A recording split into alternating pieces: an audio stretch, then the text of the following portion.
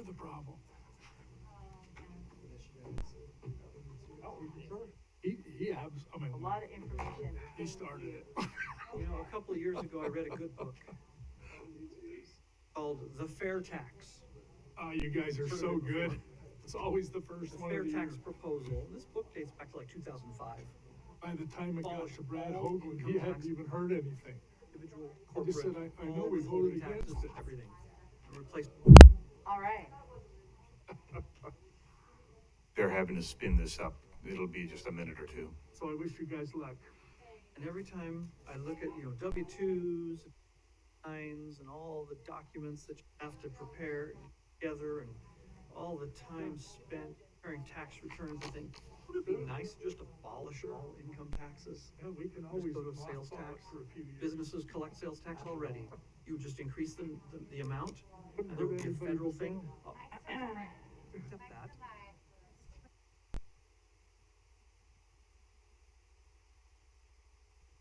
All right.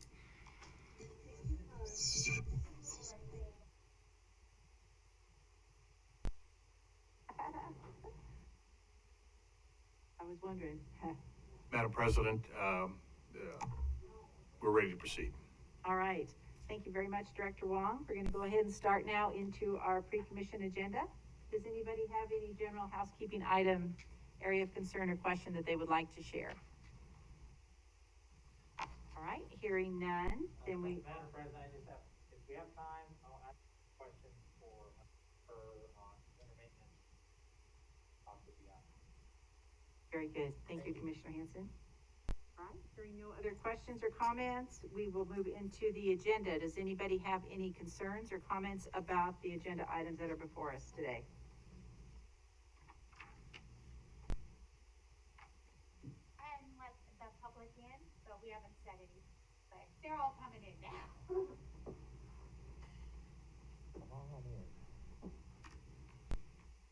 Alright.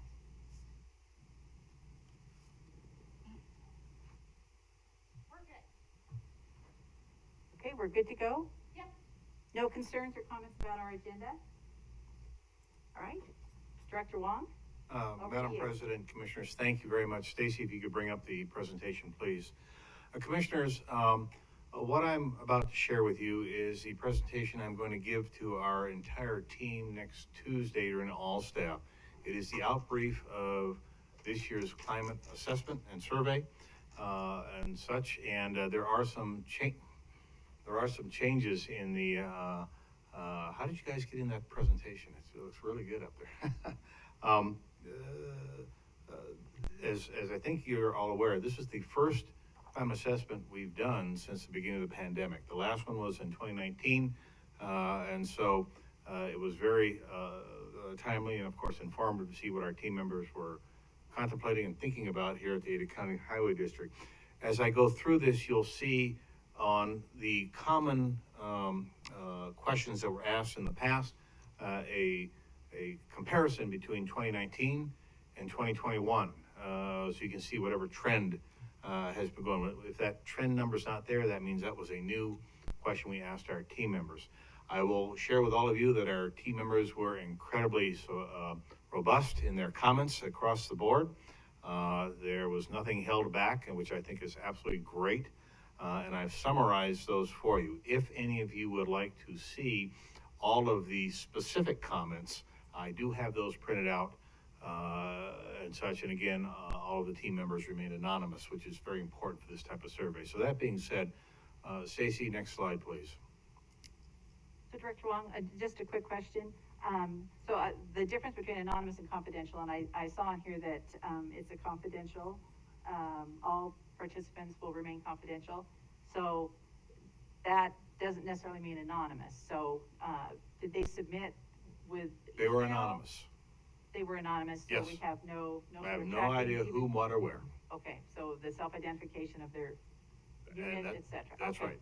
So we can That's probably to change ensure that. Okay. that our team members can, in confidence, provide what they believe are honest points right to the thing. So, All right, thank you for clarifying that. okay, Stacy, okay. You ready to go? All right, Commissioners.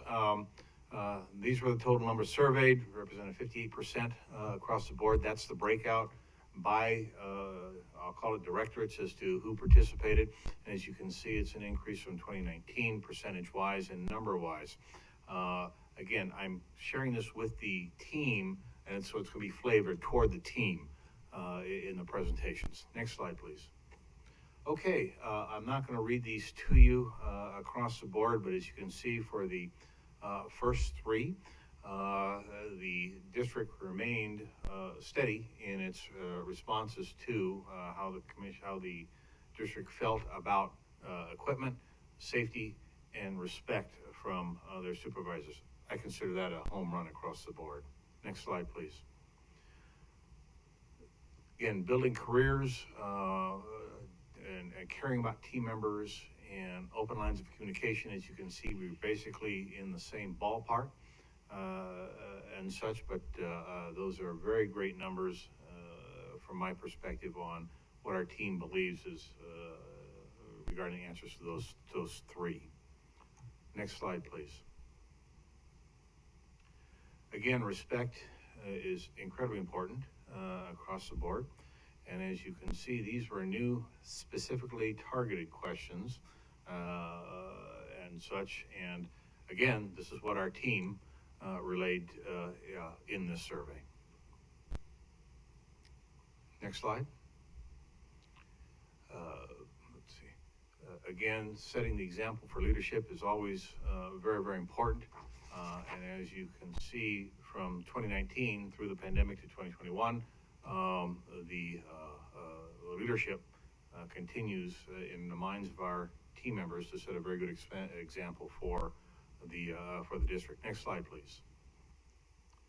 In the we continue this on, which I thought was great review. Morale as related to our team members took a slight decrease. Again, I will remind you, this goes through the pandemic, so we are going to delve into that as to what exactly did that really mean. And do we have a good reputation? Again, we're doing very well across the board. Next slide. As you can see, the term our team members treated fairly. Basically no change and such, and some good news across the board. Now, I always put the discrimination issue in red because the right number is 0. When it's all said and done, that's the right number that we all strive for. I will share with our team tomorrow that this is interesting in the fact that our HR has worked with team members who have not been promoted, not been given the specific job that they wanted, and they assumed that was their discriminatory action, which it was not, and such. But we will continue to work that issue. Next slide. Again, in red, the real number is 0, and I will share with you that HR has reviewed these and has interacted with those that have made the statement to HR, and we have worked through that and such. Director Wong? Yes. Question number 21. Yes. That was rather alarming. I mean, first to see it in the survey, but working it, has that gone through legal? And I mean, is this current or recent? This I mean, zero tolerance, right? We don't want to have that. There has no, and Commissioner May, you're absolutely correct. And this was a first, as you know, for several years going back. That being said, there had been no report to HR and such, and we do understand, and we did solve an issue in one of our divisions where someone put a hand on a shoulder and was talking to this individual, and we believe that was the issue. That and again, justifiable across all boards, but we believe that was the issue. This was not an issue of an assault that we would say someone was physically harmed, hijacked, that sort of thing. But again, the one is too many. That is not the right answer. Yeah, absolutely. And we will continue to strive. With either of them. Yeah. No, absolutely true. Either is 20 and 21. Exactly. The right answer is 0, and we will continue to work that issue because it is a very important issue. But what you're saying is that someone interpreted a hand on the shoulder as a sexual assault? Yes. Okay. So, Madam President? Commissioner Hanson? Yeah, to me, the real relevant question is 22. Because the reason, something like that happens, tolerated within any institution is the sense that, I'm not gonna report this. So, of the 58% who answered the survey, there were 25 people who answered no, they don't feel safe, answered it. So, I think that is a big concern. What is it that causes, I would encourage you to investigate why people feel uncomfortable reporting. Most of too much, it just doesn't get reported because they don't feel safe reporting. Mm-hmm. And so that's the key, is if it's not a safe place to report it, it's like take a lot of courage for one person to have reported it. So that's just part of the concern that I just raise and realize that 42% of the people did not respond to the survey.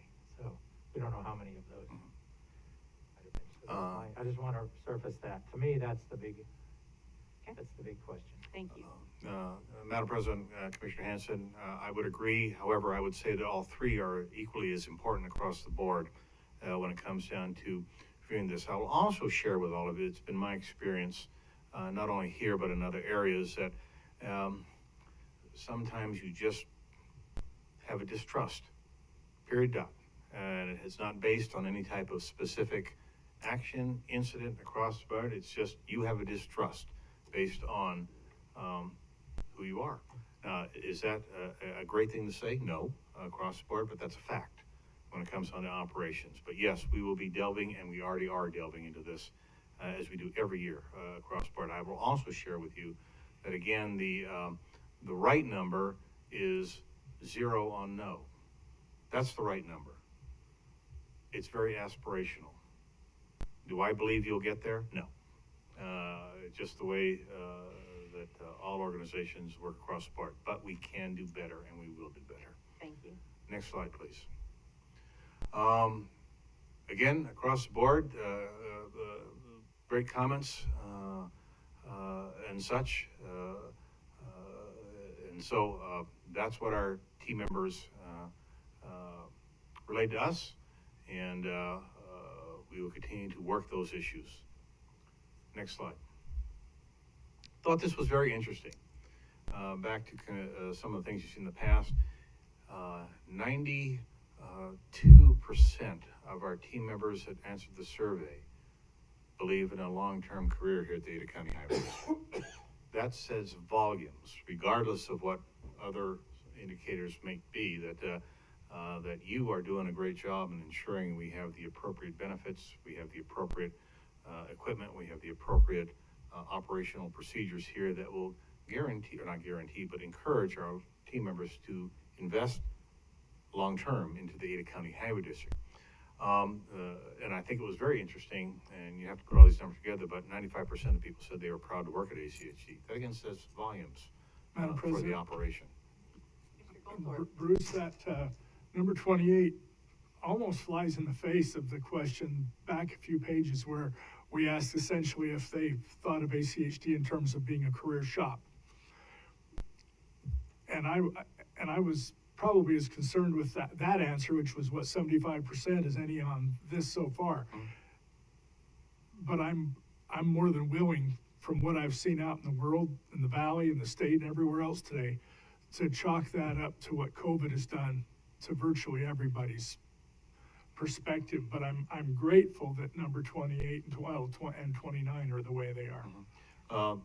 Commissioner May, Commissioner Goldthorpe, thank you for the comment. Again, as we've shared with all of you, and you've seen here in the last 2 years, COVID does us a lot to play in the perspectives of folks that are either wanting to change careers, want to stop, want to do something else, realizing life is short, and such. So I did expect that we'd see some variances in what we've seen in the past, since this was the first survey that we've done since the onset of the pandemic. Next slide, please. So, would you refer a friend? This was a great question to ask, and I generalized the reasons for the 26 that said no, they weren't. Again, if we have a high number that said yes, they would. But these are the general concerns or comments that they did raise across the board. And it's there are some common themes here, of course, as I've shared with all of you, and I want to thank you again for the support you give us. Eggs cost the same, bread costs the same, gallon of gas costs the same, no matter who you are, and such, and you've been very supportive of that, and such. It was interesting to see too much change. Change is always good, but it's always difficult. But pay seemed to be one of the big issues right there. Next slide, please. This was also greatly important, I thought, and new. So we had 38 people who said that they were actively applying for positions outside of ACHD. Reasons why those 38, and there were multiple answers from individuals across the board. But again, salary, benefits, it points to what we've seen in the last year across the nation when it comes down to what the COVID pandemic may have instituted in the thinking of all people across the board on how they look at their lives, how they look at work-life balance, and then wanting maybe to do something different across the board. And I think the less mandates one continues to go back to COVID. I'm sorry. We will continue the safety precautions that we have here. I think that's most appropriate. Next slide, please. Now, these I'm going to they're up there. There's several in each category. I'd ask you to take a look at those. And again, if you'd like to see, and these are all summarized, if you'd like to see the specific comments across the board, I do have those in a package, and I can hand them out at the end of the meeting today. So I'm going to wait for Commissioner May to let me know to move on each of those. Yes, please. Okay, next, please. I'm just caught in here reading everything.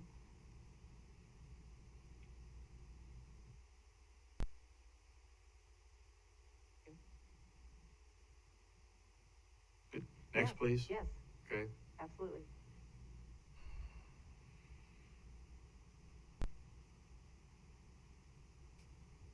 I like that answer, everything. Yep. What's going well with ACHD? Everything. Next, please. Thank you. Madam President, Commissioner Pickering. so Bruce, are these just, it's great that you're showing us all this, but, are these like lines that came up more than once? Yes. Or like, Multiple okay, times. cause that's Right. helpful, okay. Multiple times. Again, these are just a summary of multiple comments across the board.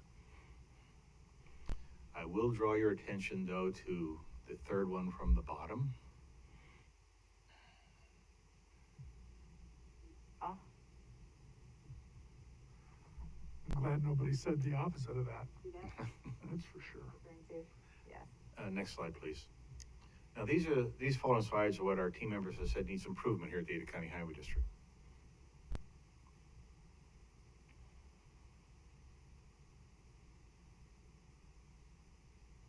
A lot of comments about bringing Orchard and the company and the I was teams just back gonna say together that. again. It is a challenge, but at the end of the day, it beats having 3 people in a closet looking forward. Next slide, please.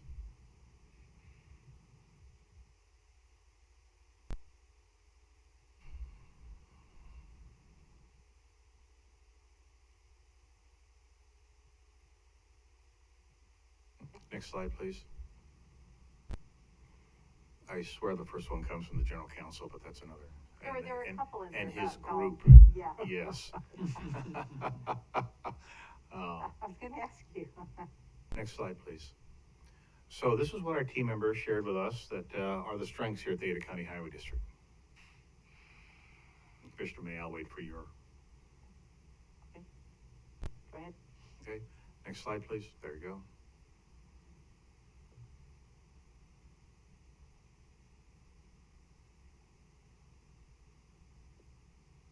Next slide, please. And of course, this is the question I do like to ask. If you were me, what would you change? Good. Next slide, please.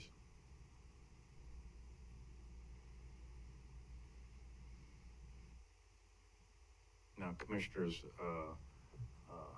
Pickering and McKinney, the reference to the white glove spring inspection, I don't wear white gloves, but I do go out and I inspect every piece of equipment here once a year to ensure that our team members are fully supported and everything's working where it is. Very good. Go ahead. Next slide.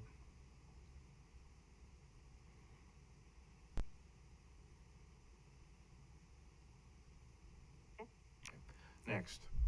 Commissioners, I always pick several questions out to answer directly to our team members during the all staff, and these are the ones, the next series of slides that you'll see as to things were raised and my answers, and I'm going to go into those with the team members just more than you see right here. Now, the last one there, re-enrolling in speech class. I know a couple of you have been here will laugh hysterically. There is a member who consistently brings that one in, and he'd been gone or she'd been gone or hadn't heard from that person for the last 2 years, I think it was. So my answer is, welcome back, I missed you. Next.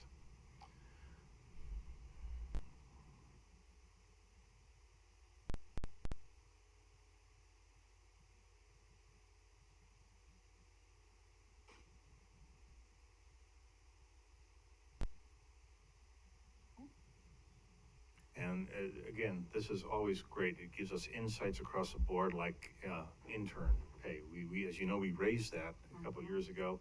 It's time to do it again, it looks like. Next slide.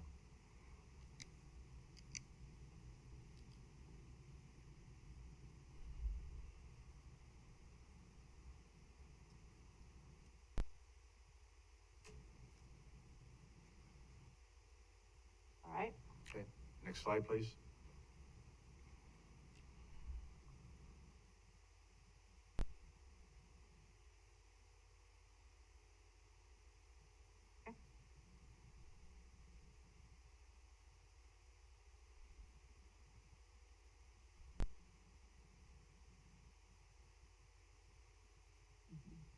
Agree. Okay. Good. Next.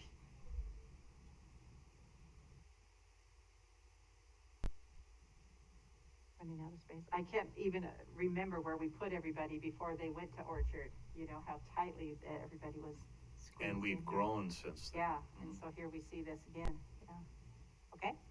Next slide, please.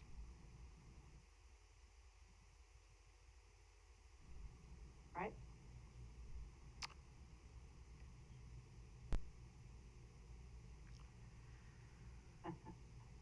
Very good. Next. Okay, Commissioners, as always, we do this every year, and we do attack this throughout the entire year going forward. So this is our next stance, and we will reevaluate on January 23rd. Next slide, please.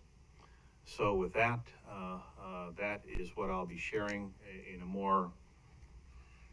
I'll have a couple more words with our staff next Tuesday. We'll also be announcing the of the quarter and of the year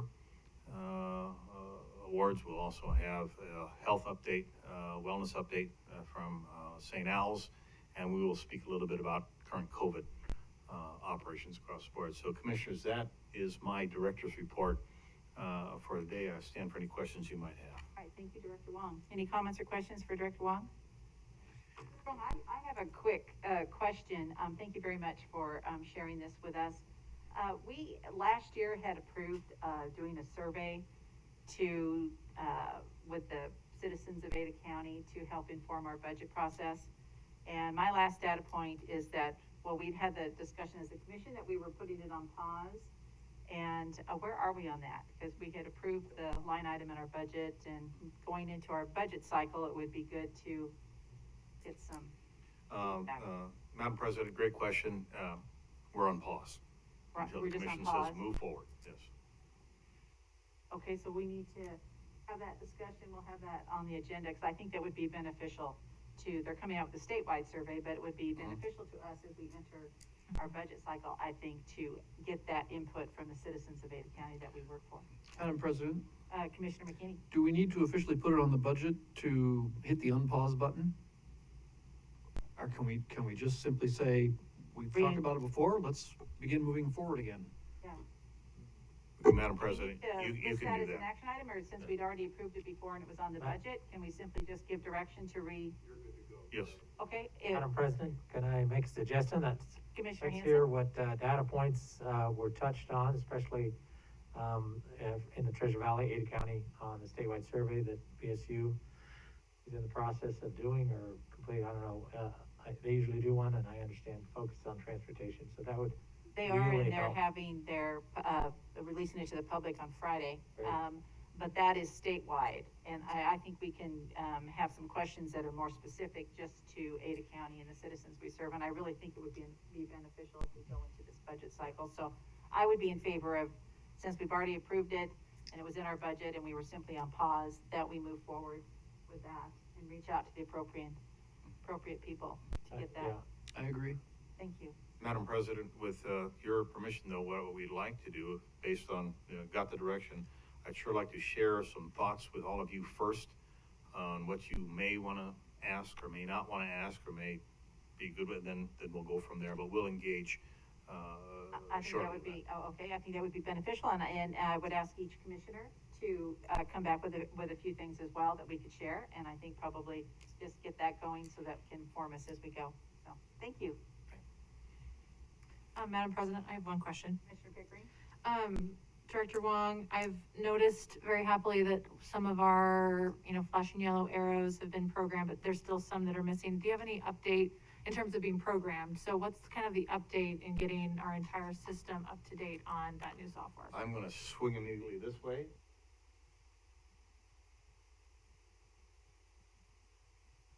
Okay, thank you, Gary.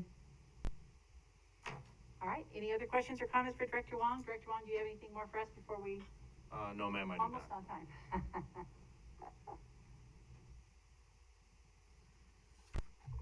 It is now after a little bit from 12. All right, I'd like to welcome everyone to the ACHD Commission meeting for Wednesday, January 19th. If you would please join us in the Pledge of Allegiance. I Pledge allegiance to the flag of the United States and to the republic for which it stands, one nation, under God, indivisible, with liberty and justice for all. Thank you. All right, welcome everyone. The first item of business on our docket is to adopt our agenda. Is there a So motion? moved. Second? All right, all in favor, please signify by saying aye. Aye. Thank you. Consent agenda. Items on the consent agenda are considered to be routine and will be enacted by one motion. There will be no separate discussion on these items unless a commissioner or a citizen so requests, in which case the item will be removed from the consent agenda and placed on the regular agenda. All consent agenda items are commission action items unless noted. We have a motion. Madam President, I would move to adopt the consent agenda. Thank you. Second. All right, we have a motion.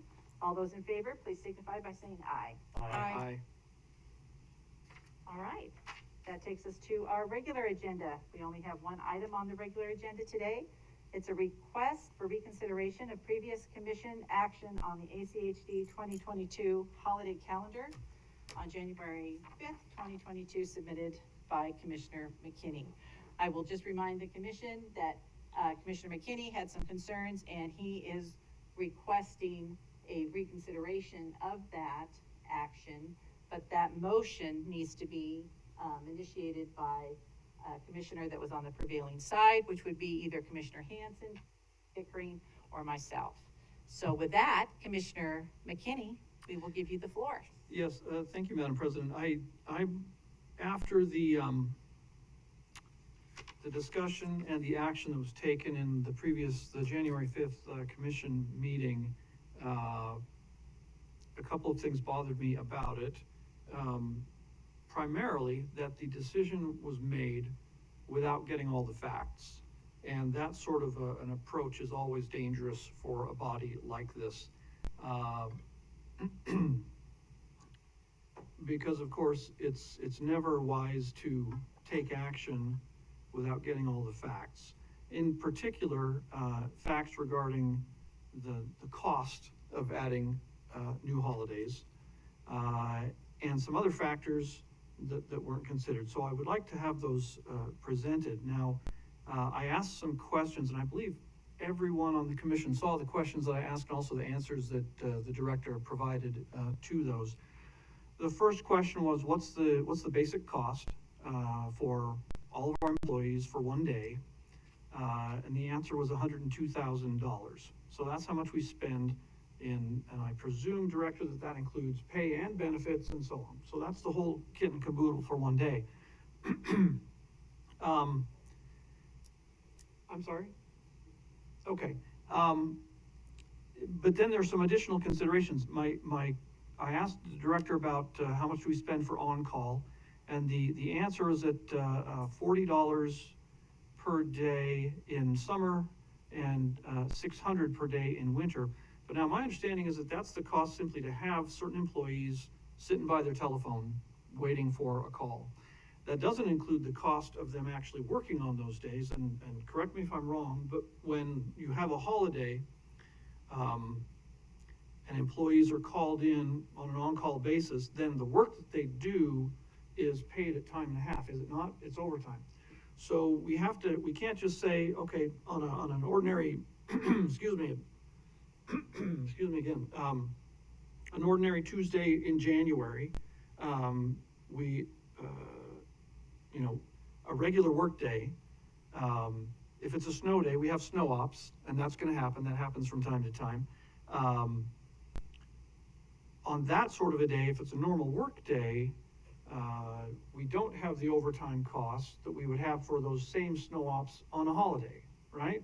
So if you get a snow day on, like, say today, for example, it costs us less than it costs to pay for those same snow ops on Christmas Day, for example, because it's a holiday.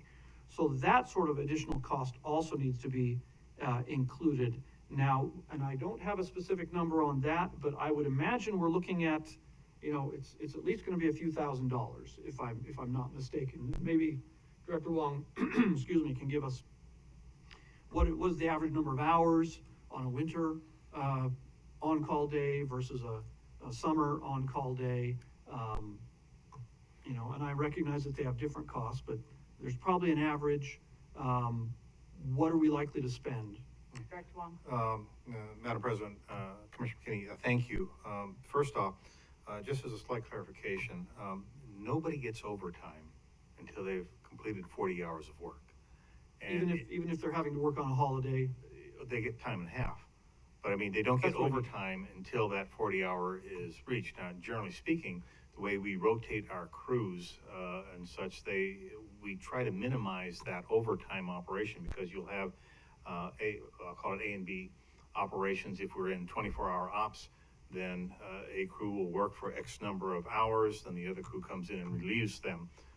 So it isn't a factor that all 60 members or all 143 members of our snow operational team is receiving overtime for working 24/7. Now, granted, there is overtime pay, and we gladly support that, because if the mission requires operators to be out there, they need to be out there. Right. Stuff.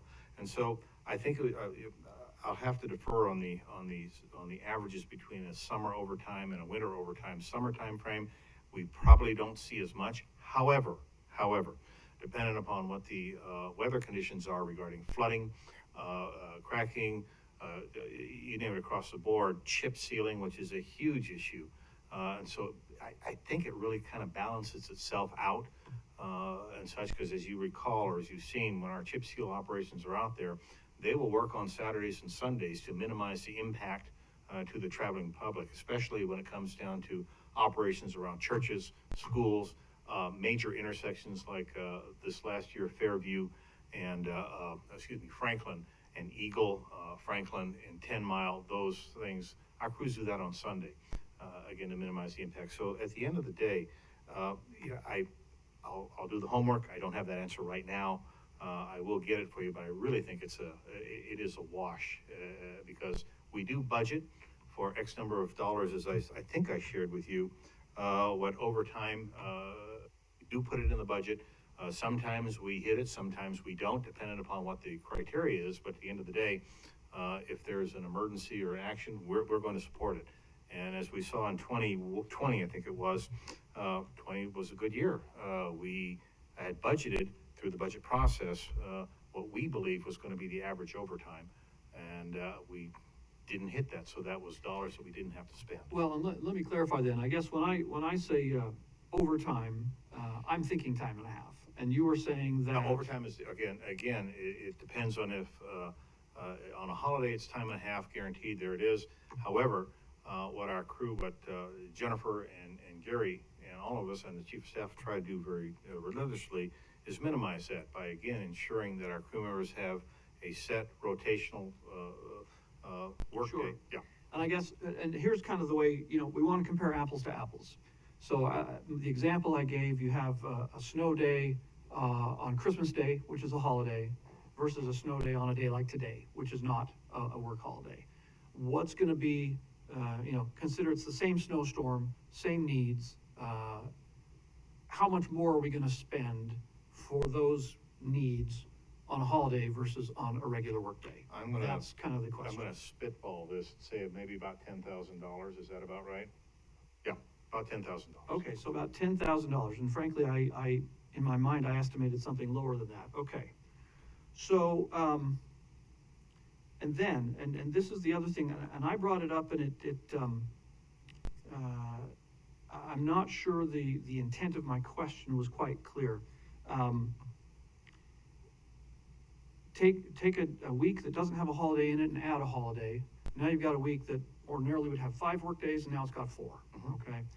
And I think it's quite clear that, and this applies, to all work situations, that certain days of the week are more productive than others, or rather, workers are more productive on certain days of the week than the other. From the limited research I've done, everyone pretty much agrees that Fridays are the least productive day of the work week for workers, generally speaking. And some of them show that Mondays and Tuesdays are the most productive, and so on. Now, that's another thing that ought to be considered when we're taking a day out of the work week. Is there an adjustment? Admittedly, this is probably not a huge cost, but it's something that needs to be considered. And I don't have all of I've looked at a few economic surveys from Forbes magazine and from other places. They're not the bottom line, but there seems to be a general agreement that, yeah, if your average productivity is this high with a 5-day work week, and you take away a Monday, you put in a holiday there, the remaining days and their average productivity is going to be a little different. So there's going to be a cost, and I suspect some cost. Maybe it's only a couple $1,000s for a given week, but okay. So when we add it all up, I put these numbers together, and it looks to me like we're somewhere $110,000 to $115,000 cost to the district for one day. And part of the response to my question was, yeah, but we've already budgeted for that. But I don't think that's the right thought process on this.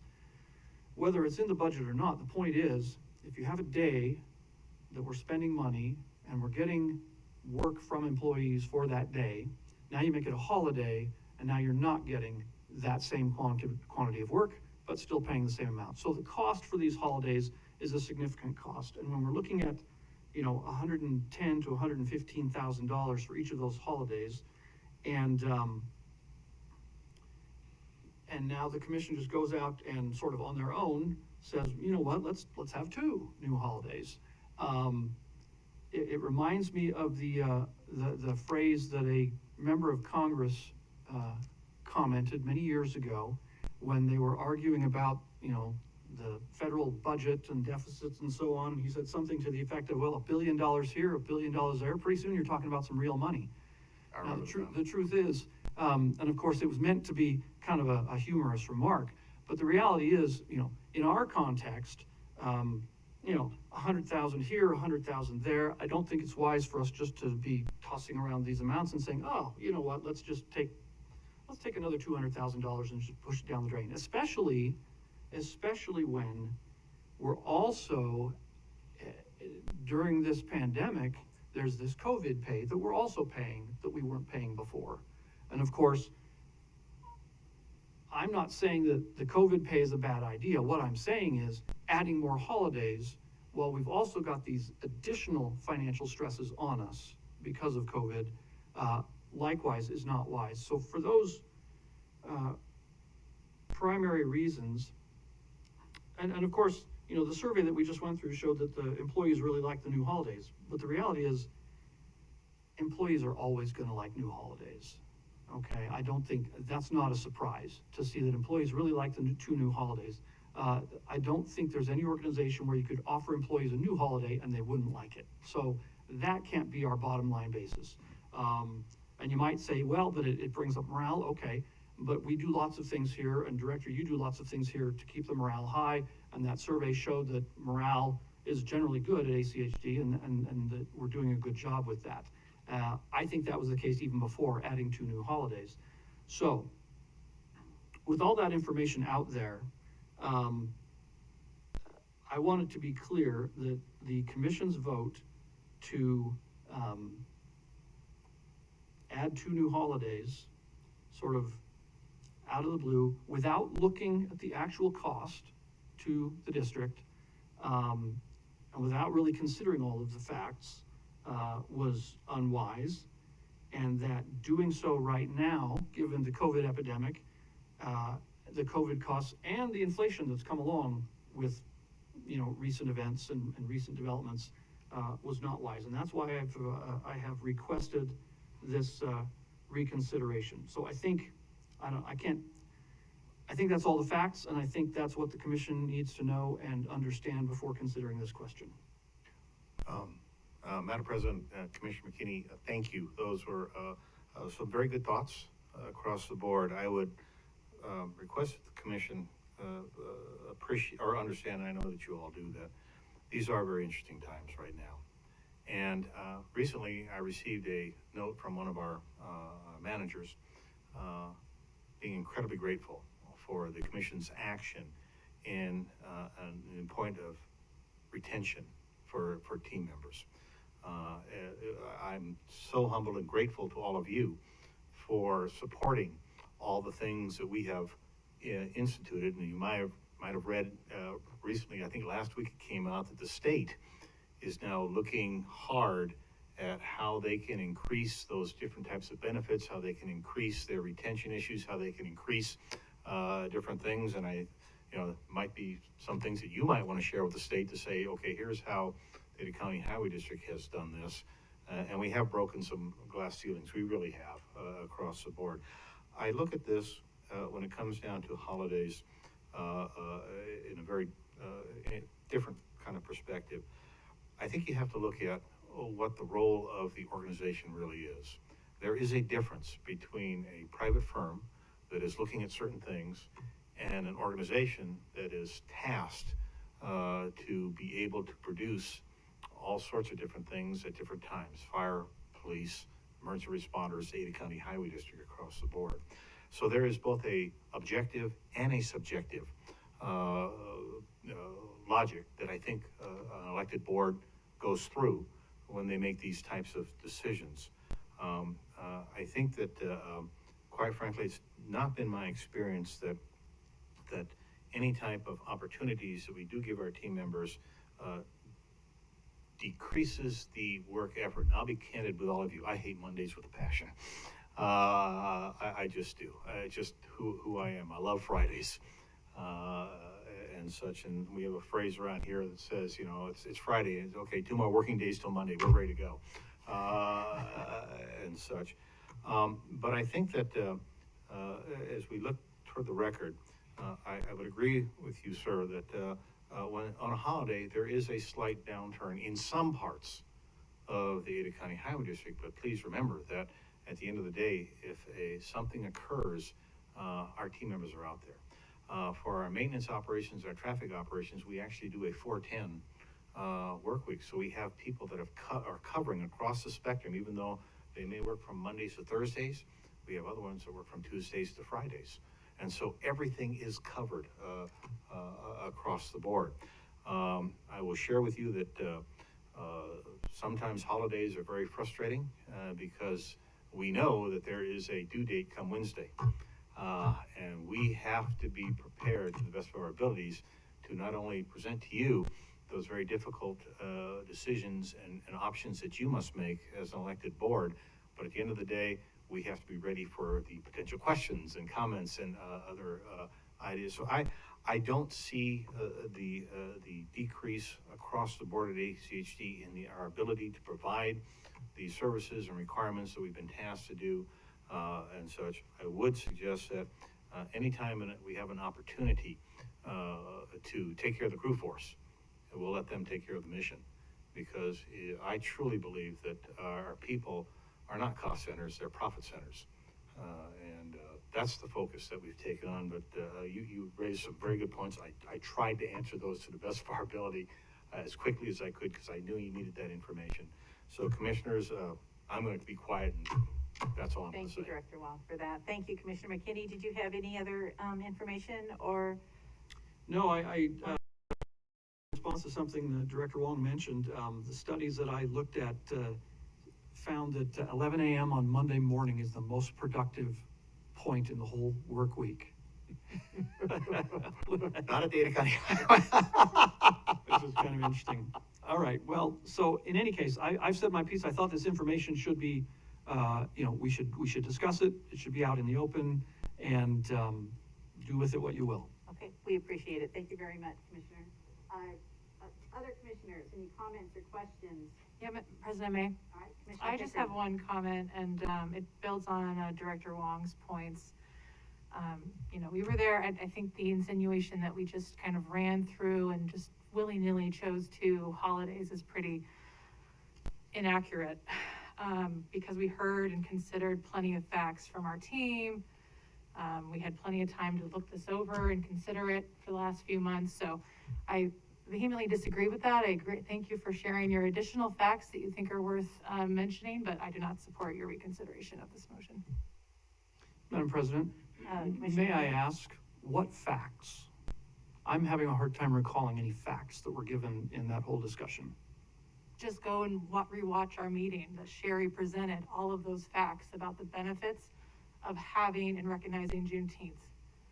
And just in general, how we all weigh in on how many holidays we recognize as an agency versus other state and city agencies. All of those facts that she presented to us. They might not be the facts that you resonate with, but they were facts. Thank you. Any other comments or questions? Mr. Goldfarb? I don't really. I was just thinking back in my own personal history about holidays, and so much of my career I was self-employed, so it didn't matter. And when I wasn't, I planned my time off around other things besides a calendar. And I've been accused more times than I can really remember of being kind of a workaholic, because when the cameras in the building showed only one person in the building on a paid holiday, it was usually me. just me. But having said that, I voted against the motion last time for completely different reasons. Personally, I would have rather had a set number of paid holidays. And if they, and this is again, just so everybody knows, I don't think something's strange.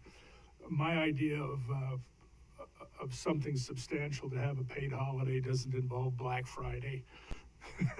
Doesn't even involve Christmas Eve. Involve Christmas and the other ones that we have. So I was willing to do some trading. And I have no standing in this particular motion, so the fact that you asked me for my opinion again, thank you. But that's what it was. You deserve to be heard. Thank you. Commissioner Hanson, any comments or questions? No, I think we each evaluate our facts over the last umpteen years, our evaluation of the way the federal government operates and the recognized holidays, and we're each entitled to evaluate the facts in our own way and not to characterize how other people evaluate those same facts and opinions. So, thank you. All right, thank you.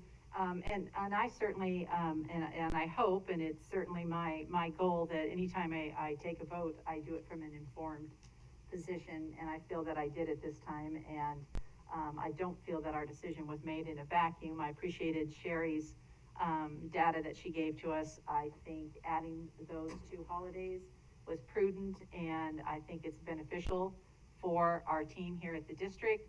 We're consistent now with the state and the school districts, so, I really, and I appreciate Commissioner McKinney coming back with, his concerns, but, I am not, of the mind to change my opinion or my vote on that matter, so, thank you. So, Mr. Price, looks like we don't have a motion. Madam President, the question would be, do I hear a motion? And I think I asked that and nobody responded. So, all right, so dies for lack of a motion. All right, thank you. All right, that takes us now down to public communications. Is there anybody that would like to address the commission, Ms. Spencer? Anyone in the audience? Mr. Hunt, you're coming up next, so. All right, seeing none, we will go ahead and adjourn our regular meeting, and we will move in. Let's take 5 minutes. I was gonna say, Madam Chair, could we take a A 5-minute little break before we go into We our had a work long session. session before. You're adjourned.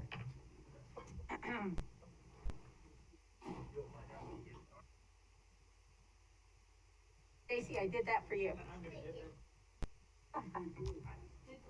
cousin tell you? Oh, sorry. I didn't realize that I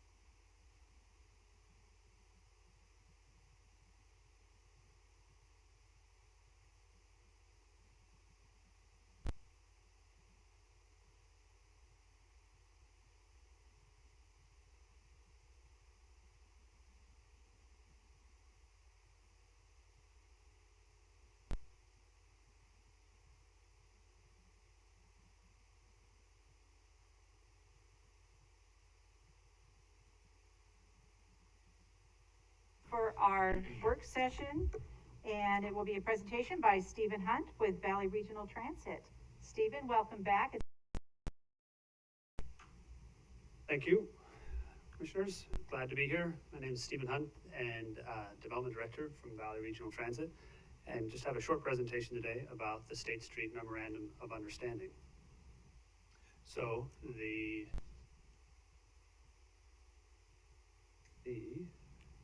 presentation will, there we go.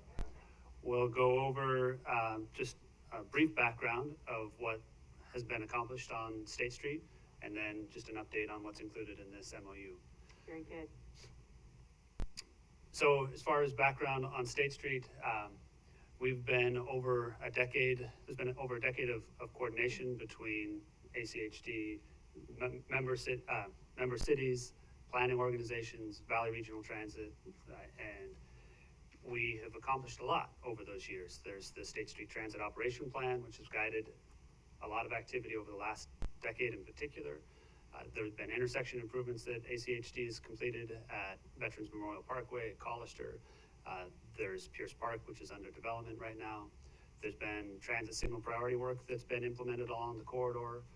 We've added service on the State Street route, both in the peak period and off-peak period. There have been land use and zoning updates from the local jurisdictions along the corridor, and we've continued to make investments in passenger amenities along the corridor for transit. Together, all of these things have been focused on developing the State Street corridor according to the regional vision, which was the purpose of the MOU. So, as I was just mentioning, the Memorandum of Understanding has been around since 2006, and it has guided the actions of the 9 different signatories to the MOU since that time. Those include 3 cities, 3 transportation agencies, the county, a development corporation, and the MPO. This particular MOU will update the current MOU, which was signed in 2016. The term will be for 5 years, and really its function is to establish a forum for coordination between these agencies. It does not require any financial commitment, and it does not require any specific action or programming on those agencies, but it's intended to be a good faith effort to do coordination and again identify the actions that each individual agency has to take in order for us to together realize the vision for the corridor. It does establish an executive team and a technical team. These are forums that actually are already in place and have been working together since I've been working at Valley Regional Transit and before then. And probably the most interesting thing about the MOU is it does call for an annual report and a work plan to be developed. Those would be the development of that annual report would be one of the initial steps after the signing of the MOU. We would look at the draft project or the project list that we have created and maintained through that technical and executive team in the past to generate an updated, agreed upon project list for State Street. It provides foundation for us all to be able to work together on pursuing funding for those projects in the corridor. And it also asks that we establish a performance baseline and continue to measure performance on the corridor over time. And as I mentioned, it would result in an annual work plan that might suggest the activities that each of the different agencies would pursue over the period. So pretty straightforward. We developed the MOU with input from each of actually it ran through the existing structure, it ran through the technical team and then through the executive team in terms of bringing it before each of the different bodies and commissions. There are, I didn't take account, 1, 2, 3, 4, 5 of those 9 have already taken action on the MOU. Compass is planning on taking action on that next month. And so just here for answering any questions and happy to do that. Okay, appreciate that, Stephen. So the only 2 new components are the annual report and the work plan? keep updated? And I guess I would say, I think technically those were in previous MOUs, but we would be looking to, that would be the next step that we'd be doing with this MOU as well, is refreshing those work plans and reports. Okay, very good, thank you. Commissioners, any questions or comments, please, Kristen? President, Okay, if you Commissioner could go Goldberg. back a couple of slides from the end there where priorities.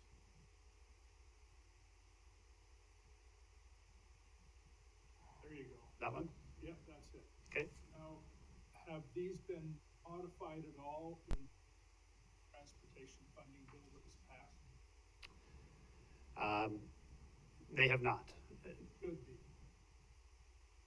That is to say, the steps have not. The project list and what we would pursue for funding, like, that would be the function of this MOU, and the activities of the technical and executive team would be to apply new information such as the passage of the new bill to those projects.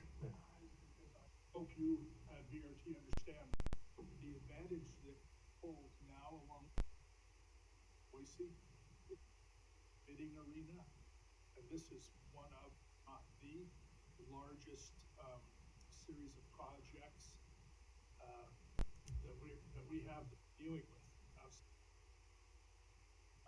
So I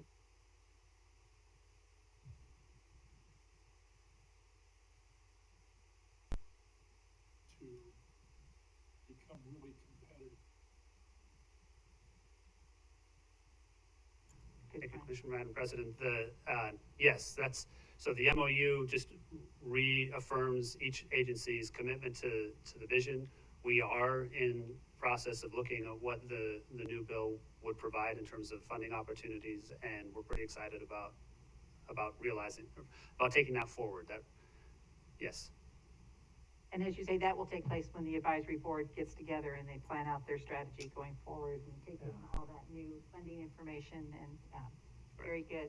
Yeah. Thank you, Stephen. Thank Mr. you. I Hanson? just want to just say thank you. Yeah, and I think because this has been in place, it defines how we work together, how these 9 groups work together. Because it's been in place, you have experience doing it for the last, 15 years.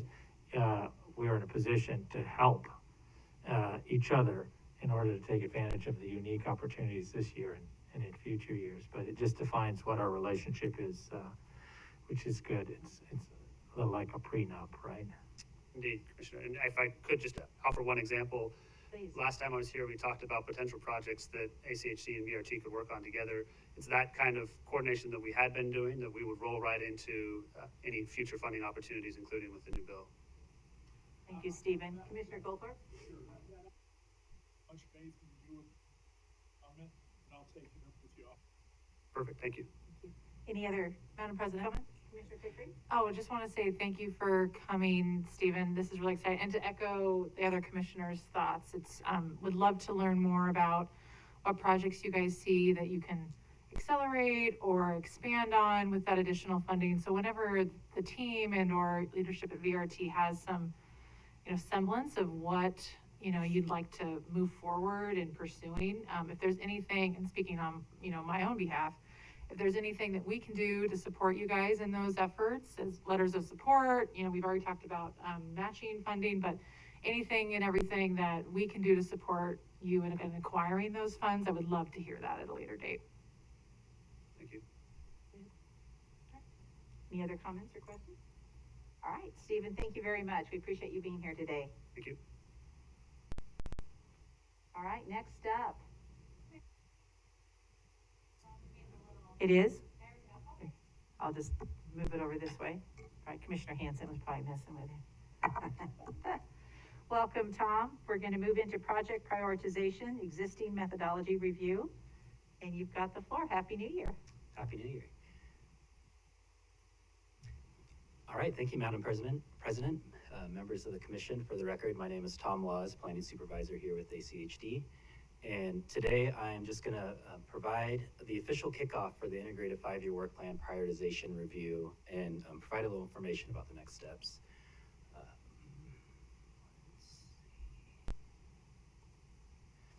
So for this presentation, I plan to just recap the direction to date, review our intended deliverables, and then detail what the next steps of the process will look like. So just a little bit of background. On August 25th of last year, the commission directed staff to review our prioritization methodology process as part of the 2022-2023 budget adoption. And on October 5th, staff presented back to the commission just to confirm that direction and detail what those next steps would look like. And really just to highlight what we're discussing here and looking into is going from the program-based methodology that we have today, which really focuses on comparing apples to apples. So it looks at all of the community programs projects against each other. It looks at all the road and intersection projects against each other, and examining whether that's the appropriate methodology, or do we go towards something more like a project base, which is really comparing all projects against each other, or perhaps a hybrid that is somewhere in between. I like having those options, yeah. Exactly. Madam President? And Commissioner I was just gonna say too, I really appreciate those examples, because I think a lot of folks, it can confuse a lot of people when they don't understand, yeah, that there's pros and cons to both, but these are the limitations of that type of analogy in either or, so that was really helpful. Absolutely, and that's really what we hope to identify. So since that time, we've brought on Fair and Peers, who's a nationally recognized consultant that really specializes in prioritization to help us with this process. They're based out of Salt Lake City, and most recently they worked with Utah Department of Transportation to develop their new project prioritization methodology. And really working with Fair and Peers, we've determined to break this process up into 4 different components. And so I'll detail that in the coming slides, but really it's looking at the existing methodology that we have today and that process. We'll analyze best practices across the nation, develop the metrics to implement a new one if that's what's determined if that's the path that's determined to move forward with, and then the implementation of that methodology. And so just to provide a little bit more detail of what that looks like, with that existing methodology and process review, that's working with Fair and Peers, not only to really detail everything that's in our methodology today, but then also to work with our stakeholder team, which consists of all of our partner agencies that work with us on the integrated 5-year work plan, to understand and have open and transparent conversations of what is working and what isn't in their eyes. At the same time that we've been working on that, we're also doing a best practice review. And so what that entails is going out across the nation and identifying different organizations that are as close to ACHD as possible, and see not only what prioritization methodology are they using, but how is it working in terms of long-term success, in terms of transparency to their elected bodies, to the general public, how easy are those methodologies to use, and then how is that ability to adjust those.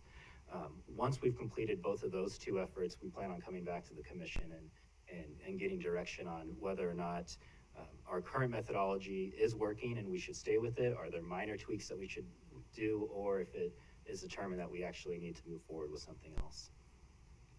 And if we do move forward, we do have a plan for that. And so that would then roll into what we're calling the development of metrics. And really what we intend to do here is select that appropriate methodology and then almost run a test case. And so comparing what that methodology would do with our current integrated 5-year work plan compared to what our current work plan is. And the goal there is really at a high level, just to determine if it passes the eye test, and is it giving the intended consequences that we are hoping it to. With how complex that these methodologies can be, we really don't want to have any unintended consequences down the road based on what methodology we move forward with. If that development does pass the eye test, then from there we'll be moving towards the implementation. And what that includes is taking all of our projects from our neighborhood plans, from our neighborhood requests, our agency requests, projects currently in the work plan, and rerunning those with the new methodology. We will have another visit with the commission in the fall before we proceed with that effort. And really one thing I just wanted to highlight is that we do intend for a transition period if we do move forward with a new methodology. And what that includes is both a suspension of the 23-27 integrated 5-year work plan, but then also the intent to keep active projects on the schedule they're currently on. So for example, if we have projects that are shovel ready, they have their scope complete, they have their design complete, their right of way, we wouldn't be plugging those into that new methodology. It's really intended for all of the new projects that are coming in with the future. Going forward. Exactly, Okay. yeah. I had that question, so you beat me Great. to the punch. So I mentioned coordination early on, and I just wanted to highlight our stakeholder group. And so what this includes is 8 members from subject matter experts from different divisions within ACHD, but then also 16 members from the community, including all of our cities, our school districts, our 4 main advisory committees, Valley Regional Transit with Stephen, and more. And that coordination will plan to take place in the next few weeks. We want to bring everyone together for their official kickoff and really to have those transparent conversations, as I mentioned. Madam President, Commissioner Pickering. I love this project, Stakeholder Group. Tom, this is an excellent idea. I love seeing us leveraging our advisory groups in this way, and I love seeing leveraging our cities and those other, like VRT and the schools in such a way. I think that's an excellent strategy. Thank you. And Tom, do you have everybody now? Because the VAC, you mentioned that you only needed like another 1 or 2, and then you would be complete. Have Yes. you? Yes, we are. Very good. Commissioner Goldthorpe.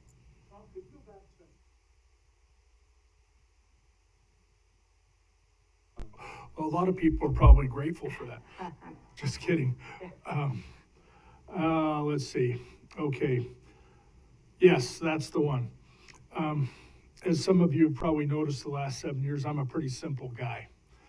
And having the lists that have been provided over the years that you're referring to as being a program-based methodology really worked well for me. And I have found it easy, at least for me, using the new methodology. I lose some of the projects. I just can't see them anymore. And so at least until I'm out of office, would someone please kindly keep me, giving me a list that's program-based? Thank you.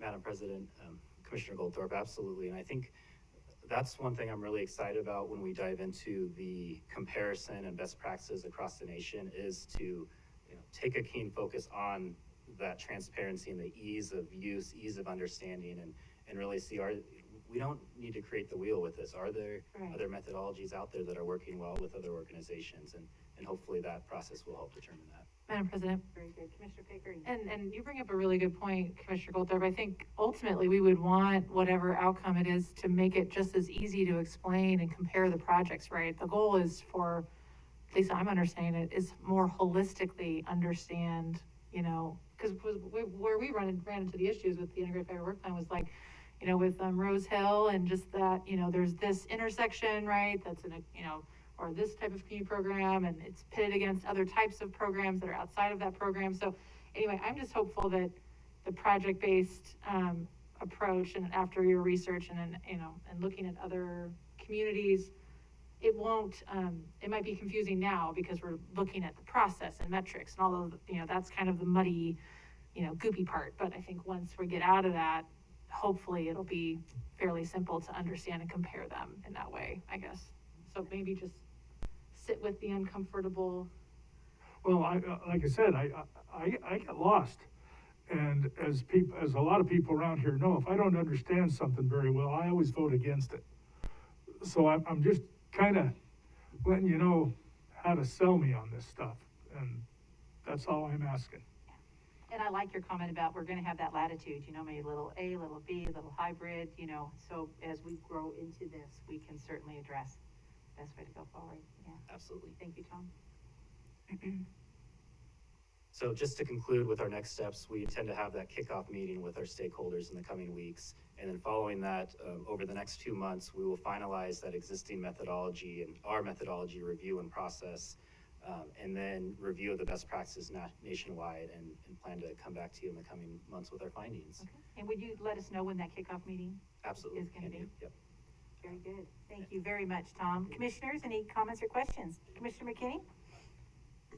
Madam President, if I may, Tom, thank you for the presentation, and I'm very interested in this subject. And let me just, for your sake and for the sake of the rest of the commission, I've said this before, but I want to make it clear that in my mind, the two most important criteria in deciding which projects to prioritize and how to prioritize them comes down to level of service and traffic volume.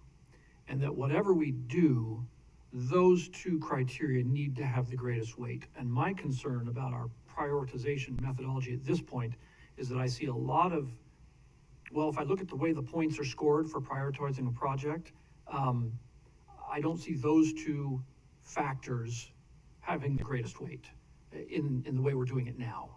And I think that's an oversight. I think that's a failing. And that's the direction that we need to go. And of course, other factors are important as well. For example, if you've got two roads of roughly equal volume and level of service that need attention, and one of them, serves a hospital or a major commercial area, and the other one doesn't, we've got to weigh those factors.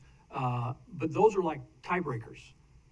When it comes down to it, I look at those as the two primary factors, and that's what I'm going to be looking for. So I want to make sure that when it comes to comparing different methodologies, that we have clarity on that point, that where is the greatest weight being put, because that in my mind is the real key to this whole process. So thank you. Okay, thank you. Thank you, Madam President. Hanson? Yeah, and I would agree. I think because we've siloed them in different categories, a certain category's level of service for cars is the be-all and the end-all under the capital improvements plan. And yet that isn't the case under the community projects plan. And so, but that's because the level of service is already pretty low. I think I think what I really appreciate about this is the overall evaluation and say it's about helping people move around the community to their destinations safely and having those kind of choices available to them, and understanding that as a public agency with $3 or $4 billion in assets that we're responsible for, our obligation is to maintain those assets to the best return on the investment to the taxpayers. In other words, allowing people to use them to move about the community. And those, it's harder to put measurements on freedom and people's making those choices. But most people understand. It's like, I would prefer, I can only drive, but 3 of the cars in front of me are being driven by people who probably prefer to walk or bike or take a bus, but they don't have that, so they're in the car lane with me because they don't have that choice. And so part of the integration of understanding projects on a project basis, really utilizing this. And I assume Fair and Peers, working with Utah, understands that analysis, that you can't just sort of narrowly compartmentalize in this group over here. And as you know, the issue that people have in some of the older parts of the neighborhood is why are some of these projects being accelerated, and yet the issue in my neighborhood has been waiting for 10 years or 15 years or forever. And it's, well, that's a different list. Things move faster on that one. So understanding that, I think, is really helpful, and I really appreciate what you said to Commissioner Goldthorpe, helping us to understand how that works, and then so that we go back out and when we chat with our neighbors, say, this is why this is moving forward. These are the factors that have caused it to be a priority, and this is why this one, perhaps in our own neighborhood, is not a priority. Absolutely. Thank you. Thank you.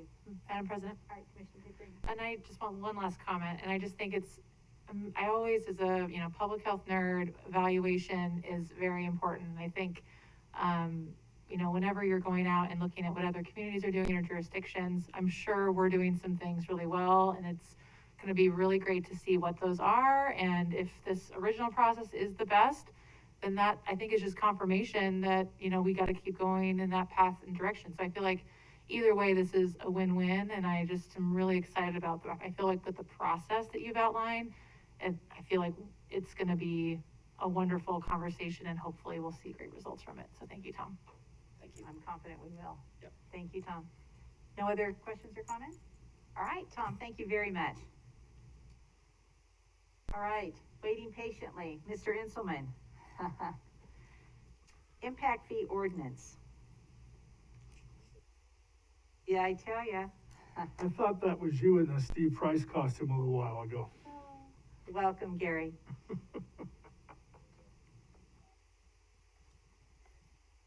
Thank you, Commissioners. Oops.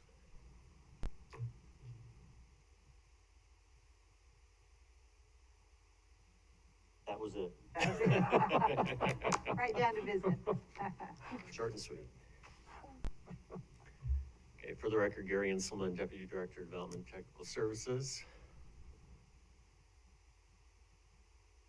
And we're here for our third session on looking at an update to our impact fee ordinance.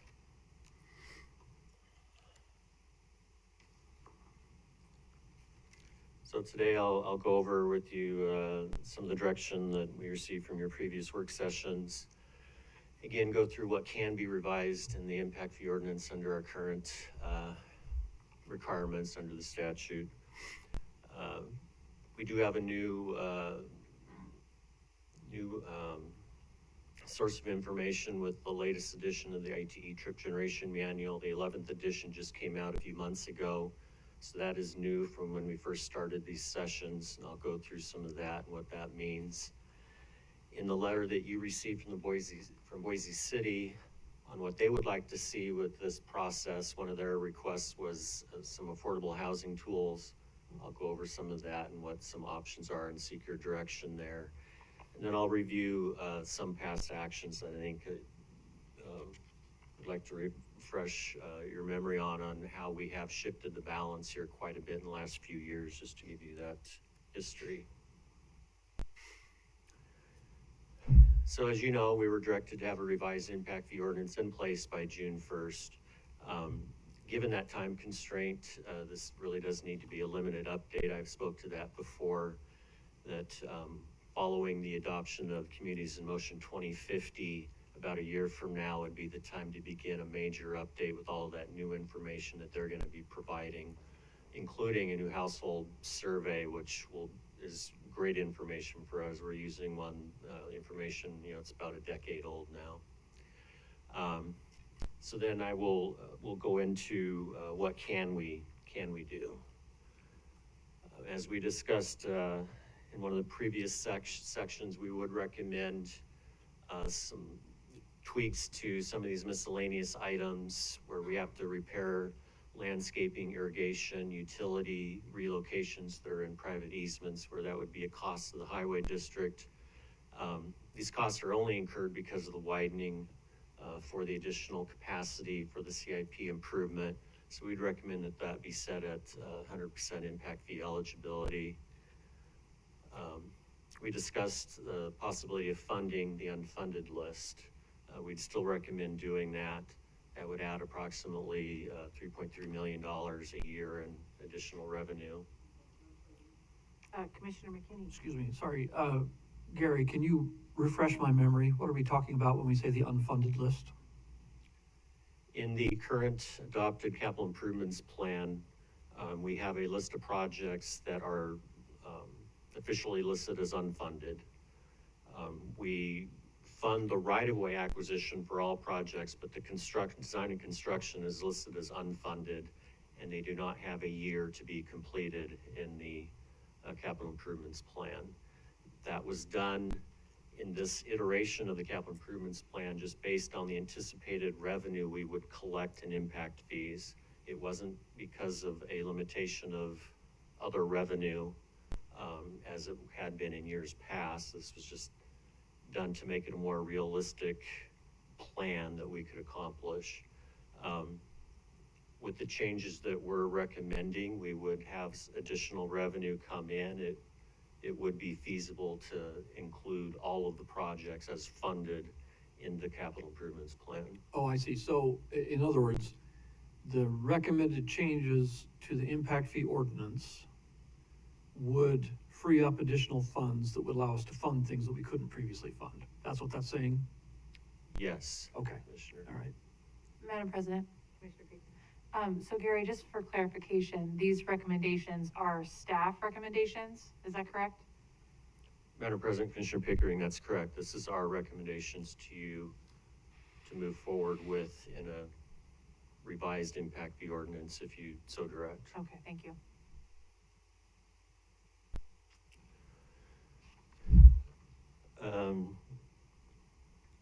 A new recommendation we haven't discussed before is we want to look at a couple select road segments based on the master street map and some increased development activity in those areas. I recommend that we add a road and expand the scope of 2 roads in the capital improvements plan. The bottom left picture is the Eisenman interchange area, Micron complex. That dashed line on the right is the Technology Way extension included in the master street map. We'd recommend adding that to capital improvements plan as a 3-lane arterial. Eisenman Road on the left side of the interstate in that same photo, it's currently listed in the capital improvements plan as a 3-lane improvement. The master street map shows it as a 5-lane improvement with the increased activity out there with Boise City's industrial development, the new urban renewal area. There's increased pressure out there. I'd recommend upping that from the 3-lane to the 5-lane and ultimate 5-lane improvement that we plan in the master street map. And I'm sorry, Commissioner McKinney? pardon my questions. So these projects then that are being proposed here, or the revisions to them, all fall into impact fee eligible projects, and the proposed changes to the ordinance, then you're saying is going to allow the funding for these with impact fee matching. Is that what I'm hearing? Madam President, Commissioner McKinney, in the case of, let's say, Technology Way extension, it's not in the current capital improvements plan, so we can't use impact fees for it at all. If we list it in the capital improvements plan, it is 100% eligible. And by adding those project costs to the CIP, that adds to the numerator in the formula for the calculation, and the impact fee rates go up an incremental amount, and we collect more revenue that then funds that project in the future. Okay. It requires 0 changes to the ordinance to do that. That's just a modification to the capital improvements plan. Okay. Mr. Price? Madam President, Commissioner McKinney, when we go in and revise the ordinance, we also revise the capital improvement plan. They go in tandem. Okay. So that's why you're Okay. separating this. Fine. All right. Thank Great. you. Thank you. Sorry if I didn't Madam President, make that clear earlier. I love the examples you pulled out here because what I know of what's coming in the way of high-paying job potential projects from the city and the commerce and everything else. These are ideal geographic areas to be discussing this for. Thank you. The third road is the Meridian Road, Cuna to King Road. That's the bottom right photo. That is currently in the capital improvements plan as a 3-lane improvement. We do have increased development activity in that area in Cuna. They are wanting to begin an alignment study to look at that particular roadway. With that effort, the increased development out there, we'd recommend modifying that from 3 and the ultimate build out there. It does include the bridge across Indian Creek. It includes the overpass across the railroad, which is vital for Cuna and all of the current and future residents south of the railroad there have an overpass and not an at-grade crossing. Madam President. Commissioner Hanson? Yeah, I'm sorry, get back to Technology Way. I'm a little confused as to what that would do.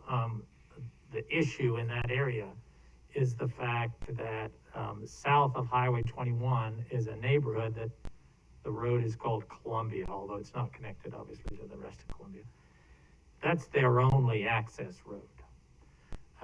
And there's always concern in that neighborhood about access. If that road is blocked, they can't access their neighborhood.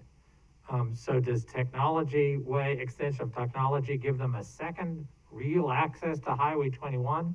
Or is it all going into the same? Because the issue, it seems to me, is is it's gotta be a separate access to Highway 21, not plugging into, an existing, road, which is Technology Way's access to, Micron.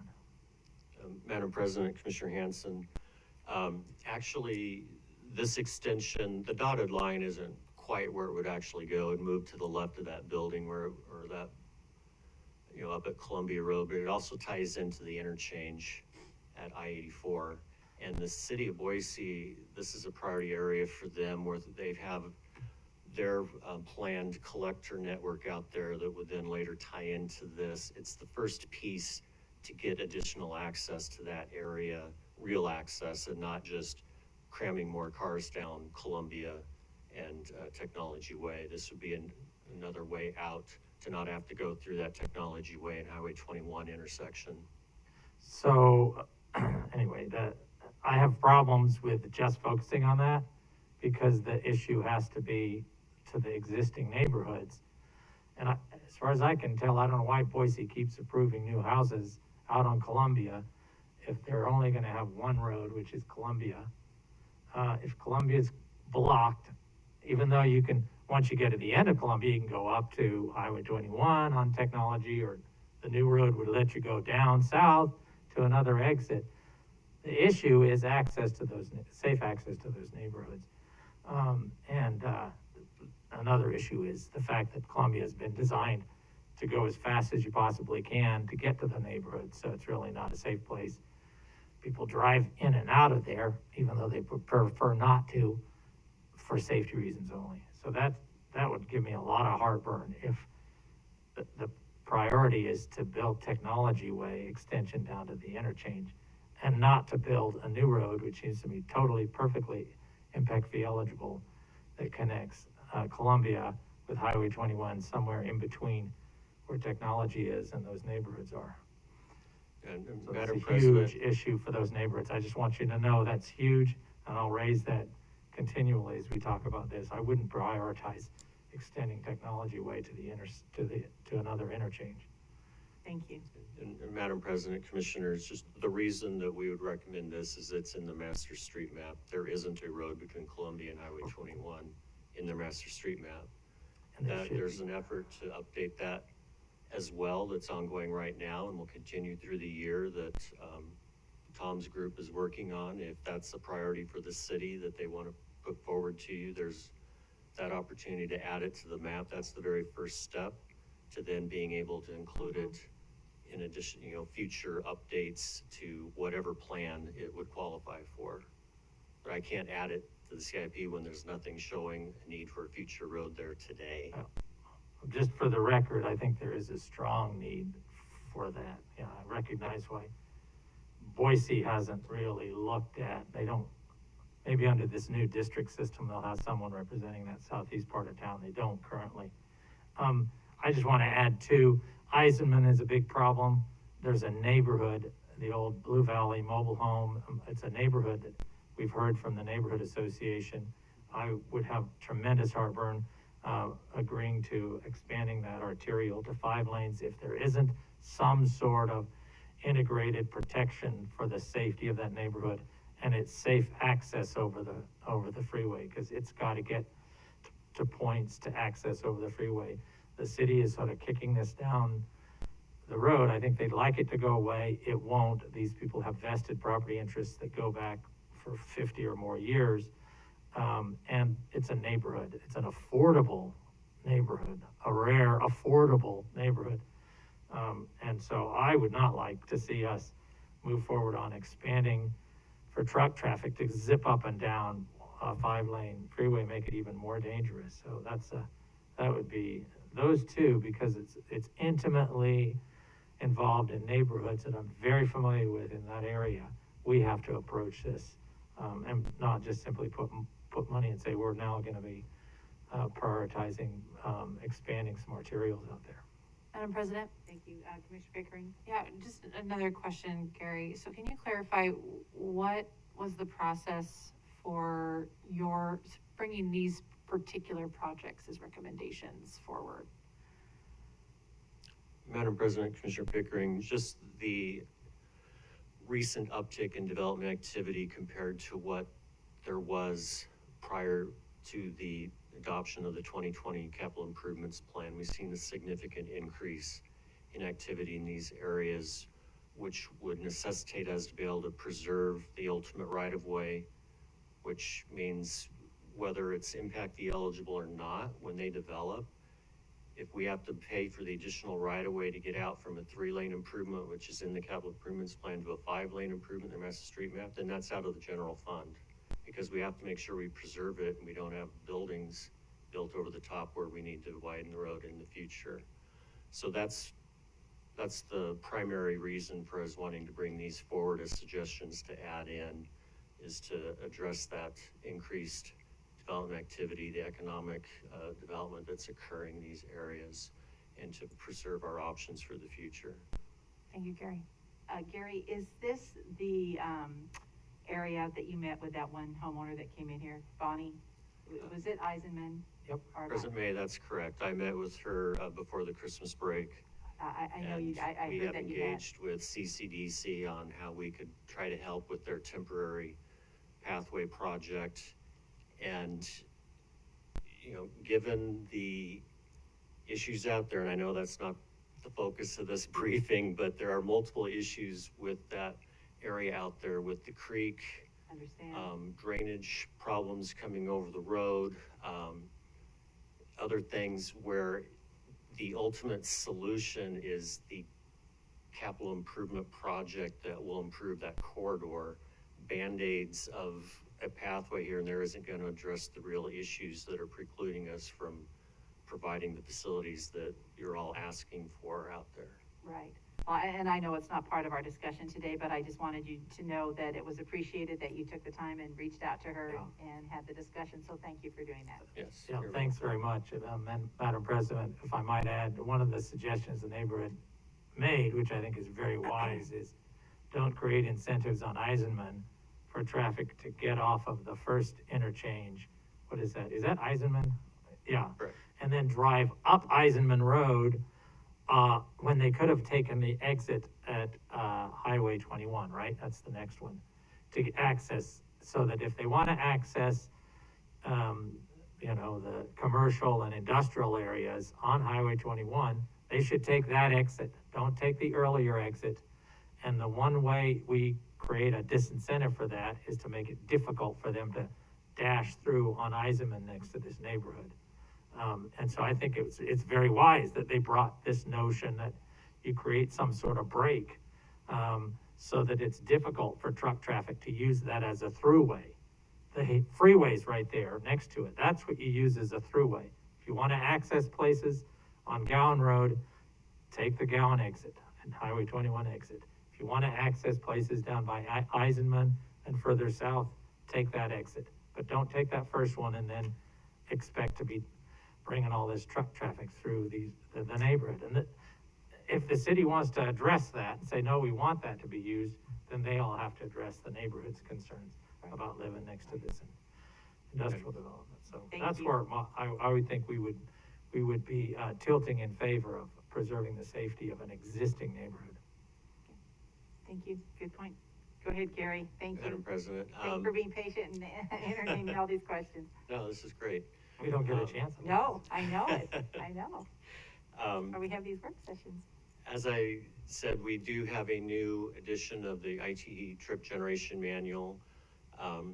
We specify the specific edition in our ordinance that we use for just situations like this. When the new one comes out, if we said latest edition, all of a sudden our ordinance is invalid because we're not using the latest edition. So we specify the edition. The current one specifies the 10th. The 11th is now out. We're reviewing what impacts that will have on the rates. It includes information on the trip generation rates. There is information on the pass-by rates, which is, you know, a great example is the convenience stores. Most people hit a convenience store. The vast majority of the trips are pass-by trips. You're on the road anyway. You stop there just to grab a Coke and then keep driving to your true destination. So those trips don't count. And we use the information from the Institute of Transportation Engineers for that type of information on the various land use categories, which each of the latest revisions and updates, they have refined their data, they have refined their land use categories. I've given you a couple of examples here, or a handful, to some common land uses that we see. The single-family detached residential rate, the peak hour trip rate actually decreased, which is a good thing. And we would hope to see that occurring more in the future rather than increase the number of trips per household. This particular decrease would equate to about a $200 reduction in the impact fee with everything else equal today. So it's decent. The multifamily housing, they're now classifying 3-story buildings as low-rise instead of mid-rise. Generally, what we see with multifamily housing is they're 3-story buildings, and then if you go higher than that, they go quite a bit higher. So it's getting it more in conformance with what's actually being built out there. Shopping centers, I find this one funny because when I first started working here, we would break it down. The rate would be different by the square footage of the center. Then it went to just, it was one rate regardless of the size of the center. Now it's going back to, they have data breaking it down for the different trip generation rates based on the size of the shopping center and whether or not there's a supermarket anchor or not and some other factors. So getting down to more realistic information about what we're seeing built in the last several years. And I didn't mention it before, but each time they go through these, they do cull some of the older data. So they've gotten rid of some of that data that's, 30, 40 years old that was kind of skewing it in the past. They've done that in all of the past updates, and it helps quite a bit. So Gary, and that trip generation data is based on car trips, right? It's not the number of trips that might be generated by non-automobile, right? Madam President, Commissioner Hanson, that's correct. That's the information. So it's always struck me, it sort of gives a sort of incentive. We treat all of them the same. I mean, some places, they may generate very few new car trips. There's an ice cream shop that was built off of Latah and Alpine. It used to be a gas station, I think, years ago, so they repurposed it. It'd be interesting to know because the reality is they actually have fewer car trips now generated to that site, even though it's a viable business. If you go there now, you park on the street, and there's plenty of room because everybody who's going there is walking or biking there. So they actually generated a negative number from the previous use. Now, I don't think we give them, what do you call them, would be negative impact fees. Say, hey, you're actually reducing your impact for We don't chip pay them to generation. develop, but we don't charge them a fee if their impact is less than the previous use. Right, right. So the other is we don't do distance. So you build something where there's lots of already close-in residences, so there's sort of, they'll walk or bike or maybe even drive a very short distance to get to that use, is treated the same way as somebody who is building that out where everybody has to drive and drive a long way in order to get to that destination, or the reverse for new homes. It's in an area where every single trip is going to have to be a long car trip to get to the school and the business. So how do we evaluate the distinction and prioritize so that they build, there's an incentive to build in areas where the trips are going to be shorter and the impact is therefore going to be less. One trip of 5 miles is basically the equivalent of 2 trips of 2.5 miles for a car drive, right? President May, Commissioner Hanson, unfortunately, we can't incentivize how a city will develop. If you recall, when we had the joint meeting with the City of Star last year, they asked, well, what can they do?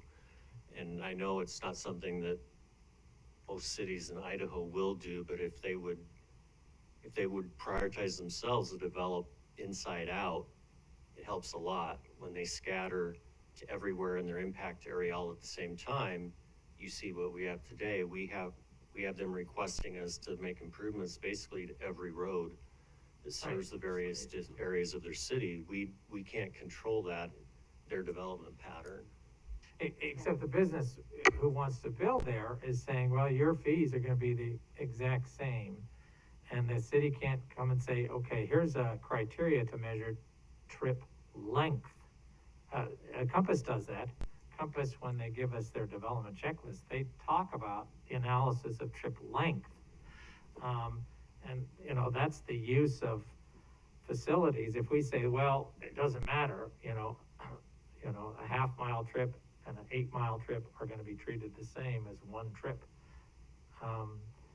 And we'll charge the exact same impact fee. It seems to me what we're doing is incentivizing or disincentivizing the investment of that facility, those homes, in an area that would have fewer, shorter trips. Madam President May. Oh, sorry, you can answer. Sorry, if I could, President May, Commissioner Hanson, we do take trip length into account. We do have an average trip length for the county, and then for various types of land uses, that trip length is multiplied by a factor to reduce it, because some business, commercial uses have much shorter trip lengths. There's also, if there's a unique applicant who comes in with a business where their impacts are going to be very different from our averages that we have to use, then they can do an individual assessment and provide that information to us, and we will base the fee on what their actual trip characteristics are. What percentage actually use individual assessments?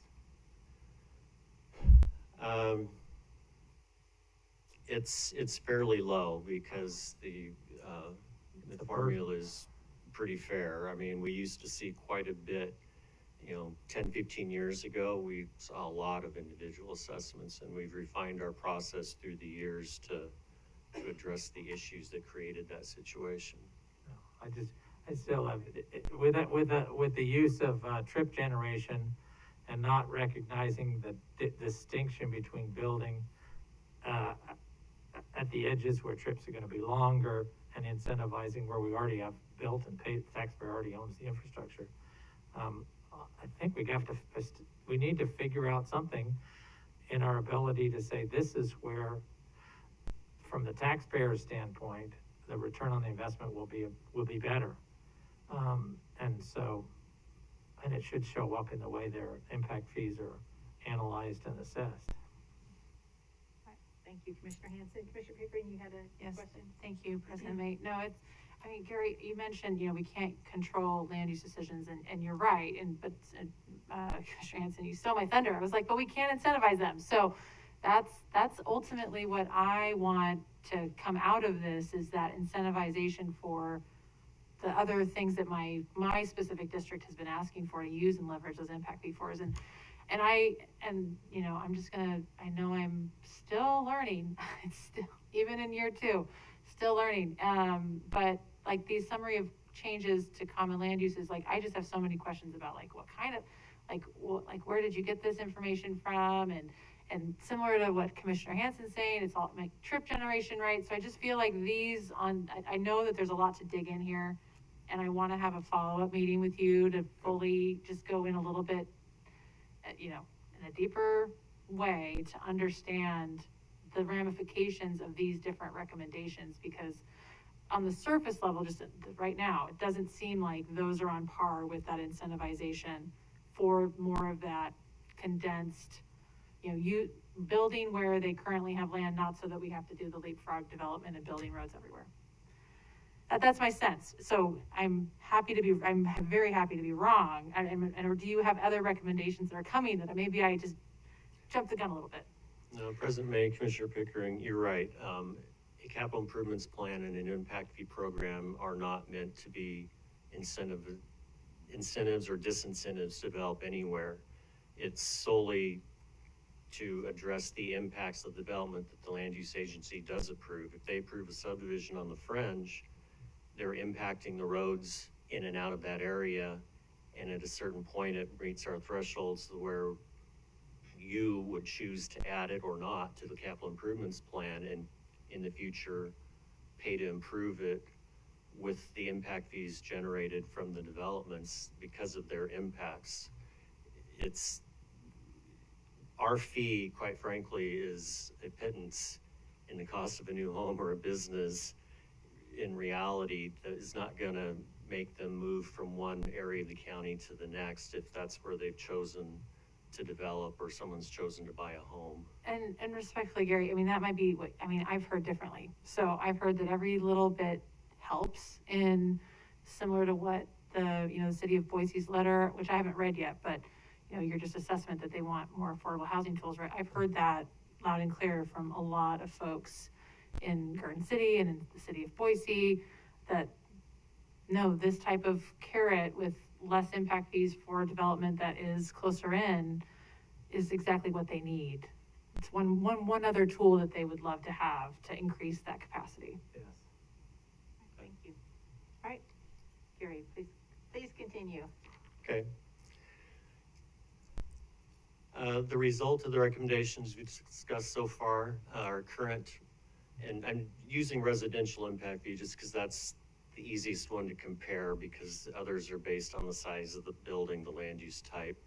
So to give you a sense of what the impact is, current fee $35.21. If you wanted to implement the recommendations that we've discussed to this point, the proposed fee would be approximately $4,269 per house. It's an increase of $740 or 21%.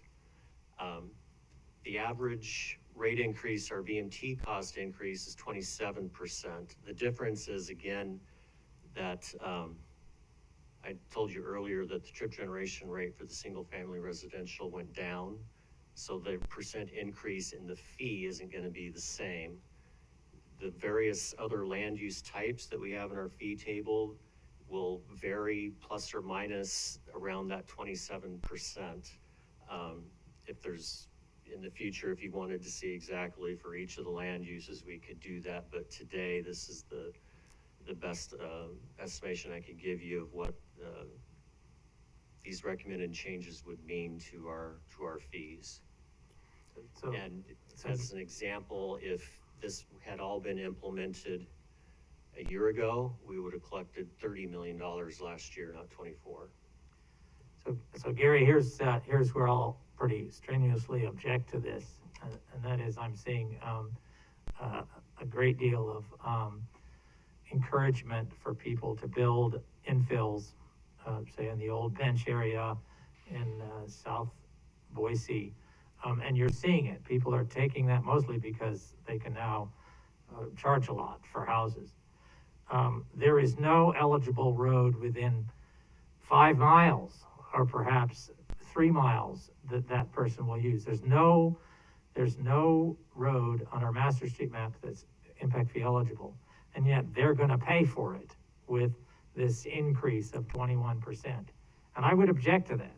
I think we should, especially around housing, we need to say, no, if there's no road that is impact fee eligible, and no improvements that are going to be made impact fee eligible, we're not going to charge you. If I have a hard time charging them any impact fee, because it's not likely that they're going to hardly use anything that's going to be impact fee eligible.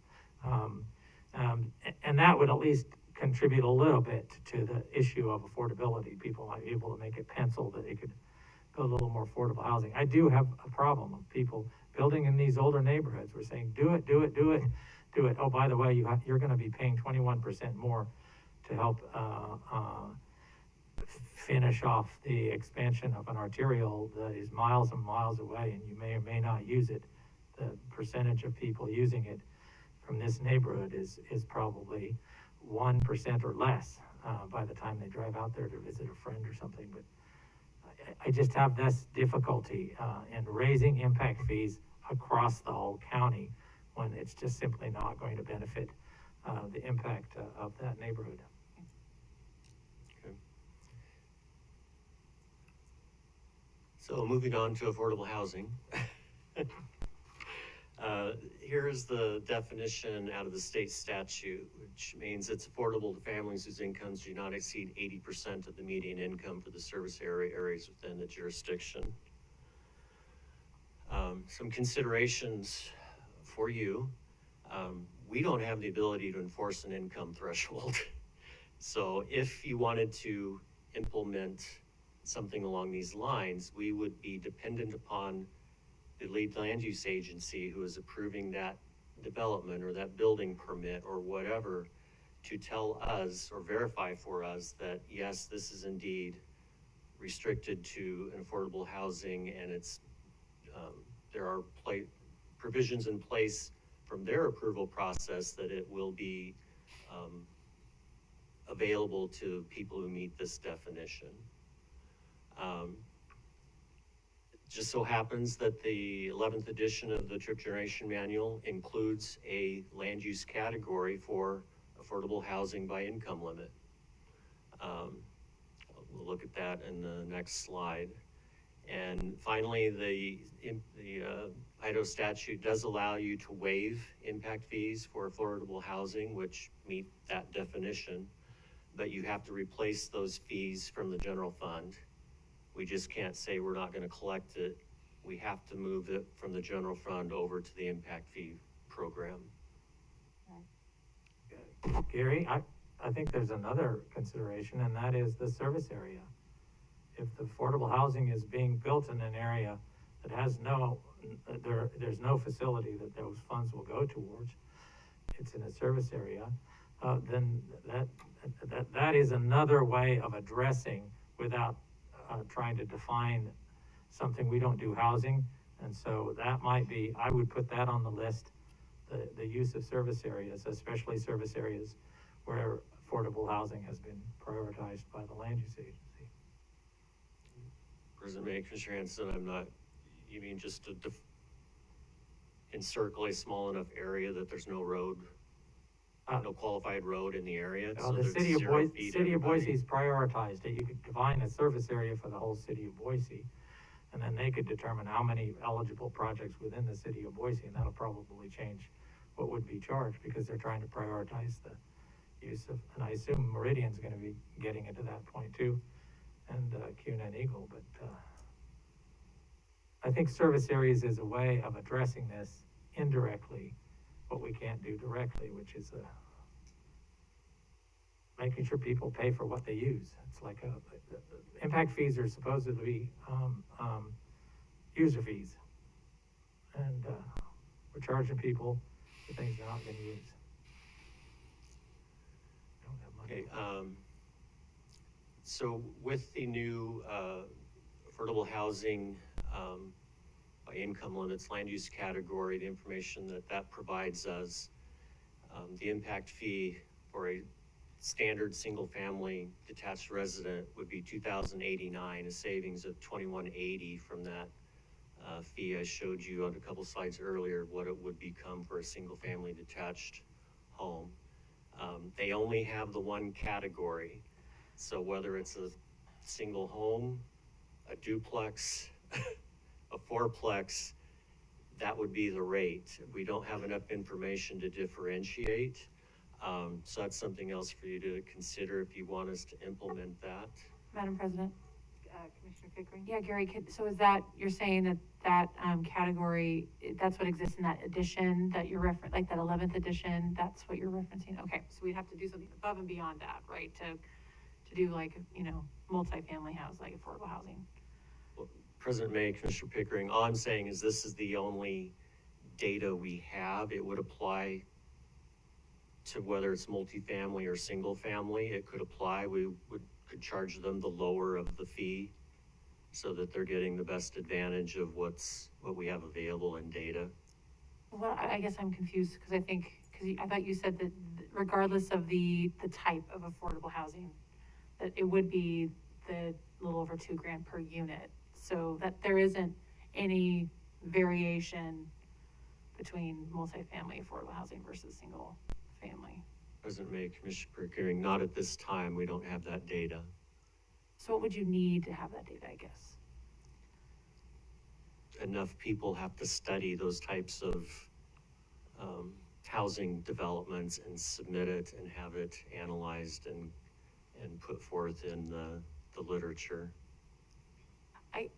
Sorry, I just feel, maybe we're just talking in different languages, but we already have, fee categories, which maybe that's what you alluded to, and it didn't register to me. We already have these other categories, right, that are outside of the affordable housing category, right? So what is preventing us from adopting a similar breakdown in terms of, it's 20% less if it's, from, single family, it's 20% less if it's multifamily by this number of units. So what's preventing us from adopting a similar methodology for affordable housing compared to non-affordable housing?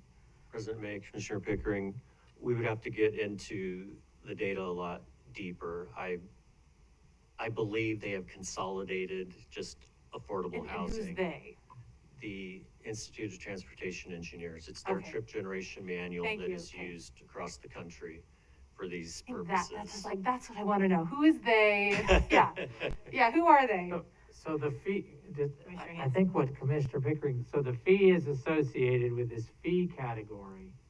And it seems to me we could just go in and say, okay, if it's affordable housing, and I would suggest even in addition, if it's affordable housing fits this definition, that's the fee category. And if there's nothing in the CIP, because what we charge is based upon what's in the CIP, within a mile of this, your impact fee goes down to 90%, a 90% reduction, or something like that. So that you really do make it meaningful. I mean, affordable housing, that's a lot of money for affordable housing units still, even though we reduced it by half. Mr. Price? Is that, sorry to step on, I think that's what Commissioner Pickering was like, there's a way of getting to this, isn't there? I think you're like 3 steps ahead. Oh, Yes, no, yeah. I doubt that.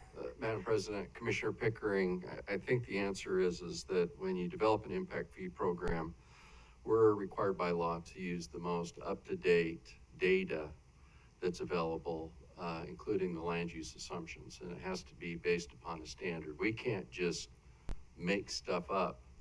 Right. And so that's all the impact fee programs in the United States that I'm aware of use the ITE manual. It's the foundation for the land use categories, and when they include a category, then we usually incorporate that into our CIP. That doesn't mean that if there isn't a category that we won't listen. Somebody can come in and say, we may end up with a new brew club, which a couple of years ago wasn't in there. We most certainly, they then have the opportunity to establish, we can find something very close in the ITE manual, but if it doesn't fit, then they can do an individual assessment, they can do surveys, they can do all that, so. And this is helpful for me, because I'm just like, where are we getting our facts from, right? Yeah. And then what are the tools that we have within those set of facts, right, to, address the needs that we're seeing in our community? Like, those distinctions are what I'm trying to understand. Right, So that's helpful. And we can do that in a separate meeting, because Sure. to get in, those are the weeds. Yeah. And it's, but at the end of the day, we're constrained with the best information that's available in calculating the fee, and that's what we do. And that's my ultimate goal, is like knowing where we are constrained, but then where is that flexibility and that sort of thing. So thank you. You, Madam President, Commissioner Goldthorpe? just a quick one, Gary, here on the affordable housing category where it says $2,089 per unit, would that require in that case removing another $2,000 from the general funds? President May, Commissioner Goldthorpe, no, that Good. would be their view. Okay. Commissioner McKinney? Gary, let me see here. On this affordable housing provision, deciding whether or not to include this in, it strikes me that the one thing that I'd want to see is, what would be the impact of this on, the whole structure of using impact fees and our operations and so on. And so is there a way that we could calculate, estimate, what are the likely effects, pro and con, up and down, if we were to take this sort of approach? Before we decide. Right, before making a decision. Right, and could we even get the data that's needed to sort of estimate what's likely to happen? President May, Commissioner McKinney, we would be relying on the cities to tell us if they know how many units they've approved in a given year. I suspect it's fairly low. Okay, And generally, when you see even a development that projects itself as providing some affordable housing, it's a set number of units, not the entire complex. mhm, So we could seek that out. We would be totally dependent on them if they had it. If they didn't, then it would be a guess. okay. That would be an avenue to explore, so we have some more data. Thank you, Commissioner McKinney. And then finally, again, the most sure way, if you want to promote this, is to institute a waiver. Then the whole fee is gone. If that's the direction you'd like to go, it's just we would then Then the have to waiver replace. is what, has it being replaced from the general fund? We would have to correct? replace the If fees, it's a set but fee, no, but the again, waiver if does. they're only approving, a couple dozen a year, it's minimal impact really, but it's your choice. We can seek out some additional information, come back to you in the next session, or if you have some direction you want to provide us, that's what we're asking for here, is do we want to consider this, and what do you want us to look at and report back? Madam President, Commissioner Pickering? So thank you, Gary, and I think it would be helpful too to know if it would be legal to have, because to your point, right, we don't have a ton of affordable housing units that are currently being approved, and that's a whole other, there's, within the affordable housing distinction, there's a ton of different, layers, and it can mean a lot of different things to a lot of different cities and people, but would it be possible too, once we have that data from the cities around how many they are approving per year on average, maybe a discussion point could be, could we approve a waiver up to a certain amount of funding, right? Like have like a threshold, or is that even a possibility? That, President May, Commissioner Pickering, that would be problematic, so then we'd be treating people differently depending Okay. on when they came. Okay, that's what I was wondering. Once it's there, it's gotta be even across the board until you remove it or Okay. change it. So, Madam President, Commissioner Hanson? so I think we should look at that. And the flip side, which is the reverse, which is if we only build out what's in our CIP now, what's already funded, and not add anything to it, and then gradually eliminate the impact fees, so that we basically are saying we're gonna expand the system with property taxes until we're given better tools. That's another way of looking about how to effectively use property taxes. Because what's happening now is by projecting out where we're gonna build stuff, where there is no development right now, we're saying build out here, instead of where we already have development. I think that would be, we set a criteria, say if it's fully developed, and we need to make these connections, okay, we'll finish making those connections, that's what the eligible projects are gonna be, and that's how we're gonna charge the impact fee. But gradually, that's gonna diminish as we prioritize, work with the cities to prioritize where their developments are gonna be. And so that the housing developer doesn't look out at the edge of town expecting a new arterial to be expanded out there, and saying, that's much cheaper for me to do than try and figure out how to build the exact same number of houses where the taxpayer have already paid for and are maintaining infrastructure within the area. That's a sort of I think we should look at that. I think we should put that on the table, because if we continue to incentivize, and I really do see this as incentivizing, building at the edge of town for delivering of more services, we're gonna run up against a huge property tax revolt, as we're saying we have this massive maintenance backlog because we've expanded the system and we don't have the capacity to maintain it. And I think we need to look at that unfunded list and say, do we really need these unfunded projects? If they're unfunded, there's a reason they're unfunded. And do they really what's the return on the investment? I would not want to add anything to the funded list until we've very carefully scrutinized that. And I think we should analyze what the impact would be if we, recognized where development's already occurred. Okay, let's finish off what we've committed to finish within those areas where it's pretty close to fully developed right now. And then, the edges, just has to wait until we get the money for it, like everybody else. Thank you, Commissioner Hanson. Gary?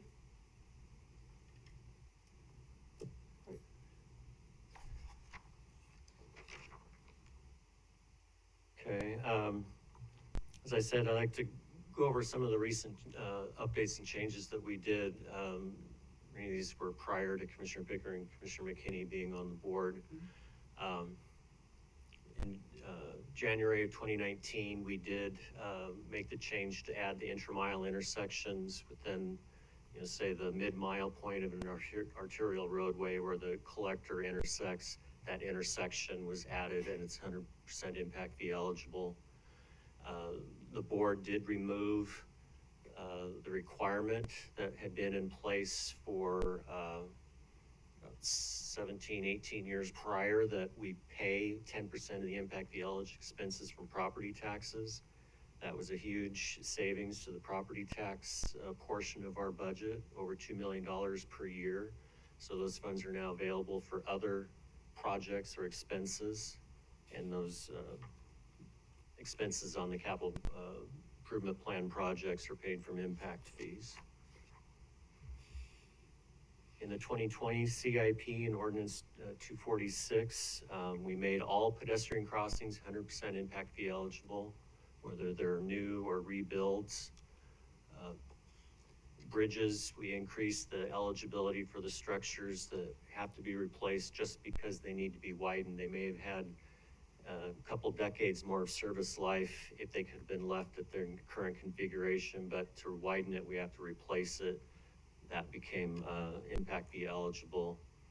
And then we did address the existing deficiency issue of if it became a deficiency after we'd already started the project. So we've removed that issue. So over Ordinance 231, 231A, and then in Ordinance 246, sorry, the typo, based on the 2016 CIP, the general fund percentage of costs has gone down almost in half. You can see we're at 46% under Ordinance 231, we're down to 25% today. So that's been a huge savings. You can see over $160 million. So that's an average of $8 million per year over the 20-year life of the plan that's now being paid, or would be paid out of impact fees and not the general fund. So you've made multiple changes over just the last few years that have really addressed the issue that we had heard, that you wanted to make sure that we're getting the most that we could out of the impact fees and reducing the pressure on the general fund and property taxes.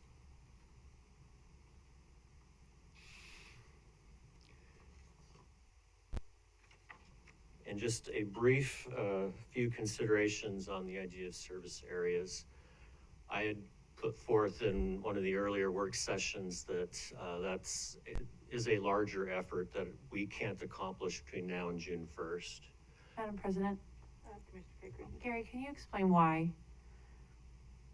Like why it can't be accomplished in the timeframe? What aspects of it are larger? President May, Commissioner Pickering, it's not as simple as just drawing a map. We have to get individual factors for each individual area that you would choose to create, whether it's back to 4 service areas, 6, 8, whatever the number, whatever the lines. Then we have to be able to do the modeling, get the average tripling for each area individually, the network adjustment factor for each area individually. That's the percentage of trips on our system versus ITD. We have to be able to distribute the projects and the costs. We have to calculate the net new VMT, vehicle miles traveled, in each individual area, because that's another factor in the formula. Even if we could get all of that done, I'm very concerned about bullet 2. We are required to consider how we funded projects in the past. Since we've had a single countywide service area in 2012, it's all gone into one pot. We built the projects wherever they happen to lie. If we now were to split it, say by, we wanted 7 service areas, 6 cities and 8 a county, the cities that paid more than they received since 2012 are probably going to want their money back or allocated to their area. I can't even account for that today. And I think we would have to do that accounting if that's the direction you wanted to go. Preliminary data we have shows that we've way overspent in the city of Boise than what we collected. We've underspent in the other 5 cities in the county versus what we collected. But to get that exact amount, I don't know if we'd ever get the exact amount, but to get closer than what the information I have today, it's going to take time, if that's the direction we go. And so are you looking then for us, I mean, so I just want to make sure that we have the timing and you have all the time that you need from, like, we can green light certain things when you're ready and that sort of thing. So, I mean, at future work sessions, so if this is something that we do want to pursue, how much time do you need in an ideal world, especially with the new data? What does that look like if this was something that the commission did want to pursue? What I would recommend, it would be the next major update that we would begin after the adoption of Communities in Motion 2050, and that would be to be effective in 2024. And then how long would it take you to go through this process to collect all that data? Is that like 6 months or a year or a year and a half or something like that? President May, Commissioner Pickering, the major updates like we would do after the adoption of Communities in Motion 2050 takes 18 to 24 months. Okay, thank you. That's why I say if they adopt Communities in Motion next year, we start our update, it would be adopted in 2024. And that's why June 1st, 2022 is not quite, yeah. Madam President. Yeah. Madam President, yeah, Gary, okay. thanks. Just follow up on Commissioner Pickering's. I think we do have to collect that data on that second bullet point, particularly since Boise is the one that has also agreed that we should have service areas. And if that means that we can quantify what it's going to cost to cover what I believe was an error in 2012, 10 years ago, when we decided to just throw it all open and make people in old neighborhoods pay for facilities they're never going to use. Well, we have to be honest about what it might cost. Now I don't know if it's required to come up with an exact number, but I think we have to have that data and information and not just assume, well, that was a perfect decision made in 2012 when we threw out the service areas. Because I think that was a big mistake, and we're paying a very high cost for it, by the way in which we've incentivized it. So I think we need that data, and I think we need to have that data as soon as we can and continue moving. If we have it, an adoption on June 1 contingent on additional information and the adoption of the Communities in Motion 2050 plan, it's really about managing sprawl within this county. The taxpayers are already starting to revolt against having to pay for the maintenance of all that we've authorized, both the cities and ACHD, and infrastructure they can't afford to maintain. So I think we need to see what the consequence of that is. I think it might be overstated as to how much we have to balance out, because I've seen a huge amount of it, costs spent in other areas as well. So I think, but rather than just sort of in general, Boise's not going to like the number, let's see the numbers, let's see those numbers. I think that needs to be done, because I think it was a huge, huge mistake. I think we're learning from it every year to have gotten rid of service areas, Madam 10 years President. ago. And this ordinance has been in place since the 90s, since the early 90s, so it's not even half of its life cycle, but, that was there's fiscal consequence, a big, massive fiscal consequence for that decision that was made 10 years ago. And I think we have to be honest with the taxpayers what that is. You know, taking into account what Gary has shared with us, and this is a rather large undertaking to get everything done, especially by June 1st, 2022.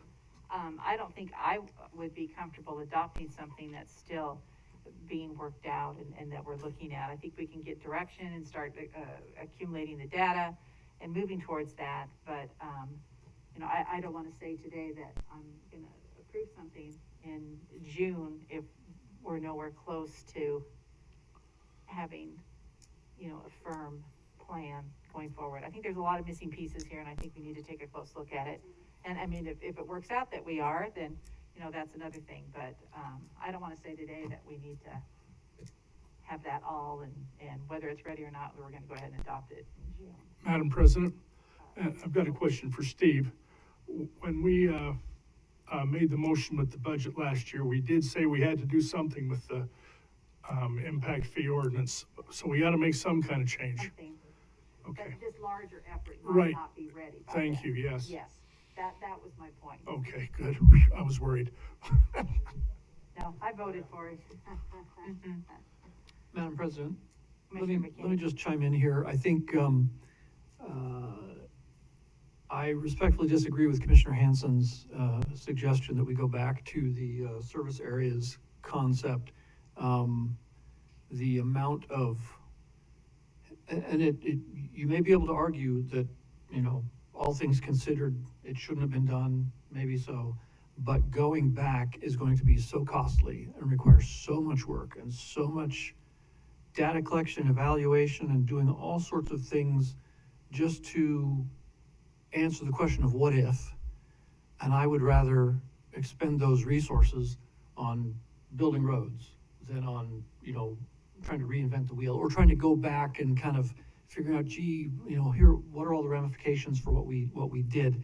In the end, it won't be a huge, well, I don't know, that's just my guess. My gut feeling is that it probably won't be a huge difference, but it will be such a complex reorganization of things that it would, that just the administrative cost, just the cost due to the complexity of it, wouldn't be worth it. In any case, I don't think that would be a good use of our time and resources.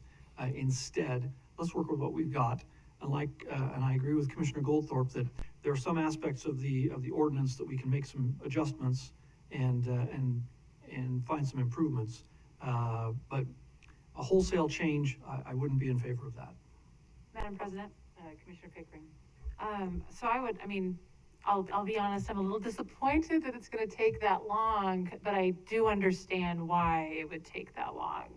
So Gary, I hope you don't take that personally, because I'm just like, oh, darn it, because I've just been hearing from when knocking doors, all the phone calls and text messages, like just the fairness of, you know, property tax relief and not having to pay for projects that are outside of my district was a huge concern of my constituents. So that's where I just want you to know, that's where my big push is coming from, because that was overwhelmingly, you know, what my folks wanted me to advocate for. So I would, you know, agree with Commissioner May that, you know, I think we should start doing that data collection for what we can collect right now, and start building towards that understanding of how would we, if we could, how would we do service areas? And I think, you know, I'm gonna look forward to meeting with you offline to understand the recommendations you did propose. But I think we clearly have a lot to talk about in the next few months ahead of June to work out. Because I'm still not convinced that some of the recommendations are exactly what I had envisioned. So I think we do have a lot to work on. I'm excited to see about the affordable housing bit, but that's just one piece of the puzzle that I think in a bigger one that we need to discuss. So I thank you, Gary, for your time and your work on this, and look forward to learning and discussing more. absolutely, and we can certainly honor the motion. My comment was to the first consideration here, the larger effort about the service areas. So that's the one that Gary has outlined that's gonna take a lot of work. And so I can totally understand that we're not gonna have that component ready by 2022. So Right, if Ma- I Madam misunderstood President, yeah, a your, little bit, what I'd like to do is we can do a little bit move on the the other. process forward. If we have no analysis between now and June 1st Yeah. as to what that is, I would basically say the premise of, moving on changes in the ordinance, were not valued. I think we need to have, yeah, it's gonna take time. It's a little like saying, there has to be some research done, but let's just write our paper about this and leave these books closed and not do that research. To me, the view is that, failure to do that analysis tells the taxpayers, you may in fact be absorbing more and more and more debt, but it's gonna cost us too much in the next year or two to research what that is and to fix it. And that might be a few $100,000 as opposed to tens of millions or perhaps hundreds of millions of debt. Because the way in which we operate is we build these things, and it's not an asset, it's a liability for the taxpayers to maintain. And if we have a system that says, we're gonna just keep building it under this premise countywide until we build to the edges of the county, and you taxpayers with property taxes have to keep raising your taxes to pay to maintain it. And we had an opportunity to do an analysis this year, next year, and the following year to understand how we could have focused in on using our existing infrastructure much more effectively and actually reduce the demand on the property tax. That's why it's so important. We have to collect this data. It may not be ready, but that analysis needs to be moved forward, and I'll keep asking for it. That analysis has to move forward. And I think a logical, I agree with you, Gary, a logical way of looking at service areas, since the city of Boise has asked for it, and is to look at it by jurisdiction, by the 7 cities in the county. And we move in that direction, assuming that premise, and then we say, this is what it would cost to adjust. And if they say, hey, you know what? That will allow us to incentivize the building where we've already got infrastructure, and we're gonna save the taxpayers in the long run and meet other needs. We need this. So I would say, don't interpret my comments to say, we have to make this change by June 1, but also don't interpret, I think, that we don't have to do any research on this between now and June 1. I think I we're all want in that agreement on knowledge. that part, yeah. I want that knowledge, Madam President? even though it might not be ripe. Commissioner Goldthorpe. Yes, Gary, could you go back to your first screen where you said things that we can do? Actually, I took the. That seems so long ago, Gary. I took the summary one off, but we can do this, we can Okay. do Well, the you miscellaneous items. don't have to worry. What I would propose, but with the caveat that Steve give us his opinion, would be that we go ahead and prepare to amend the ordinance with the things that we can do. And then my question to Steve would be how he feels this would go over with the legislature.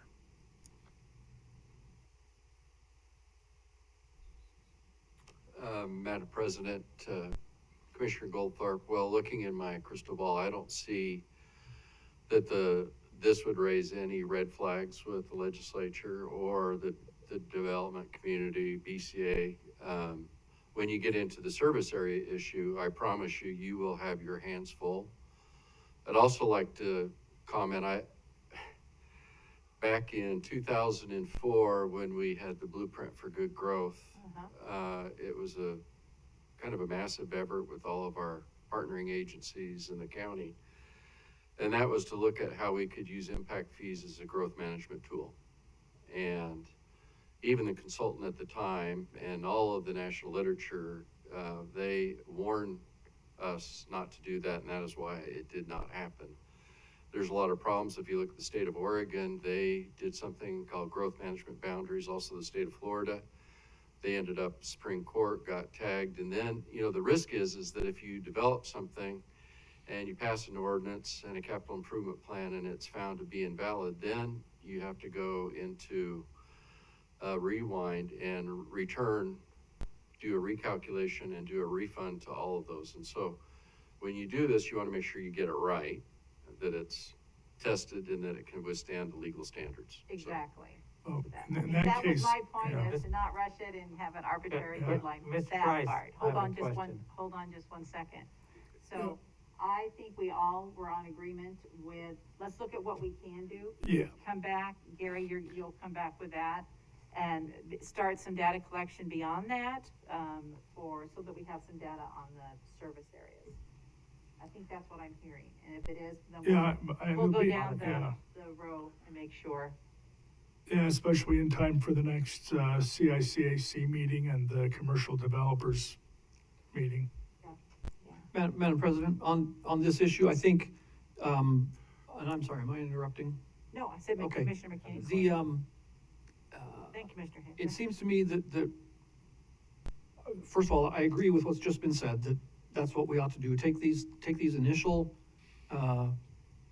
things that are doable and that seem perfectly rational and reasonable. Let's go ahead and move forward with doing those. As for considering, service areas and so on, I wonder, Gary, could you,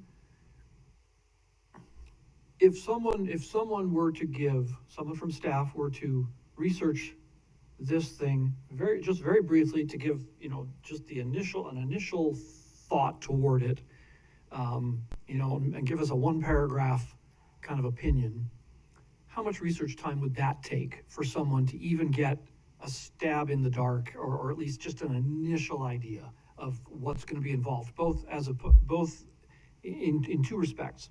Number one, how much would it take to do that research?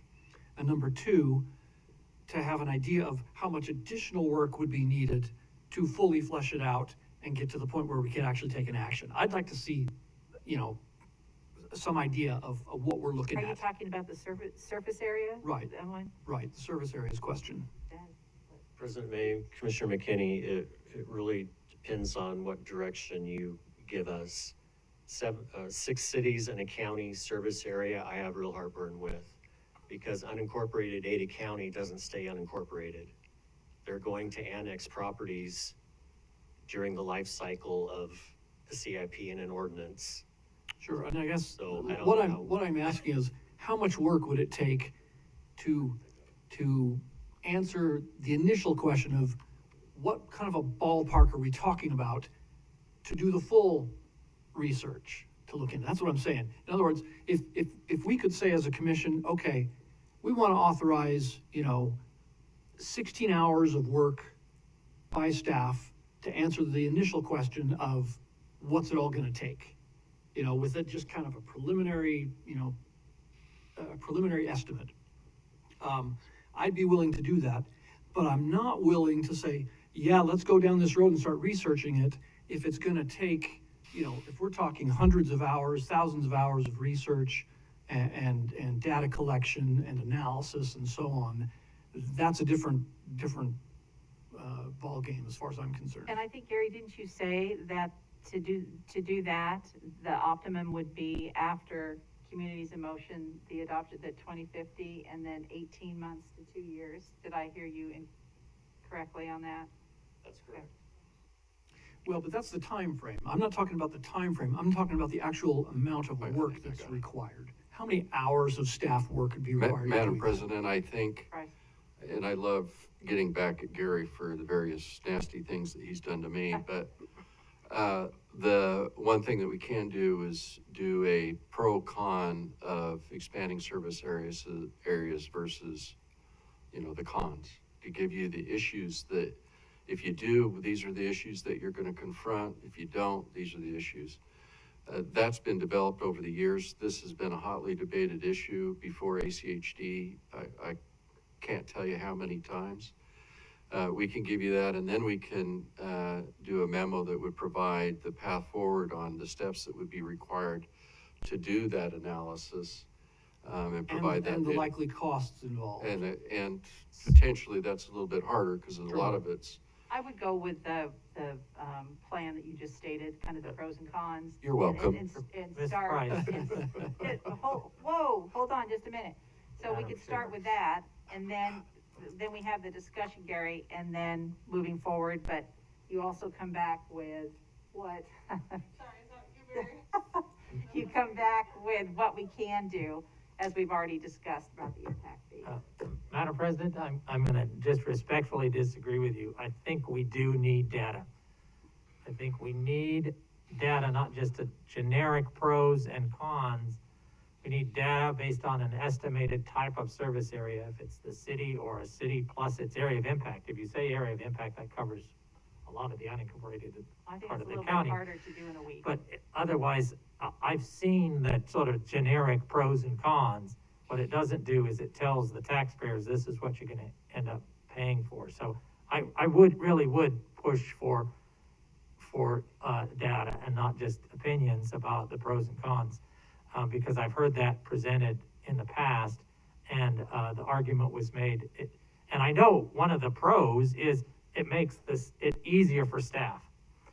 And so there's an incentive to understand, let's make it easier on us to deal with one single countywide service area. So the ease with which we approach it, from a staff, managing it from a staff perspective, doesn't necessarily mean that's the best thing for the taxpayer.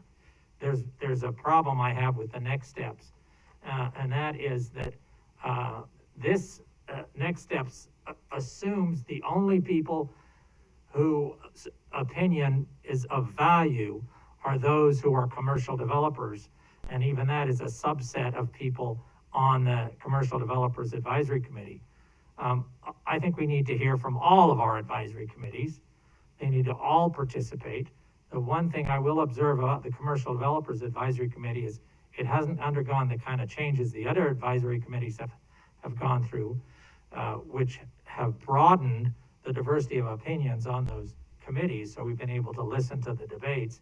They also are broad across the county, so they're by each commission district. And I would like to see, I think it's absolutely critical that that analysis come and the advice come from all of our advisory committees, and not say that their opinions are not relevant and only those folks who've been on the Commercial Advisory Committee for years, their opinion is of relevance to this issue.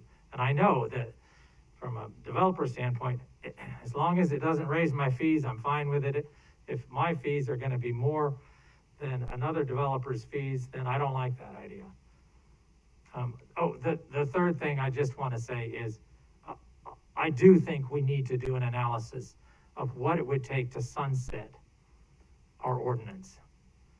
What we would have to finish paying off, and ultimately, I think from a fiscal standpoint, that should be an option.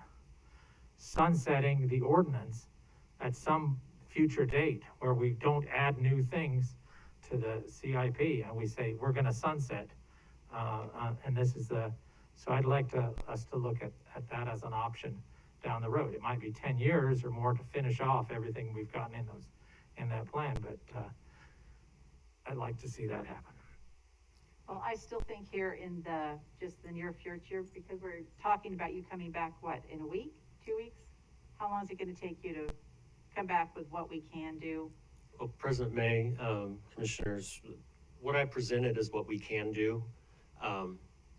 If you look at the schedule that's necessary to have something effective by June 1st, we have 4 weeks to prepare a draft to come back to you and then present it to advisory committees, the public, and whatever. That's gonna take some time. So if you want me to come back in an interim step for additional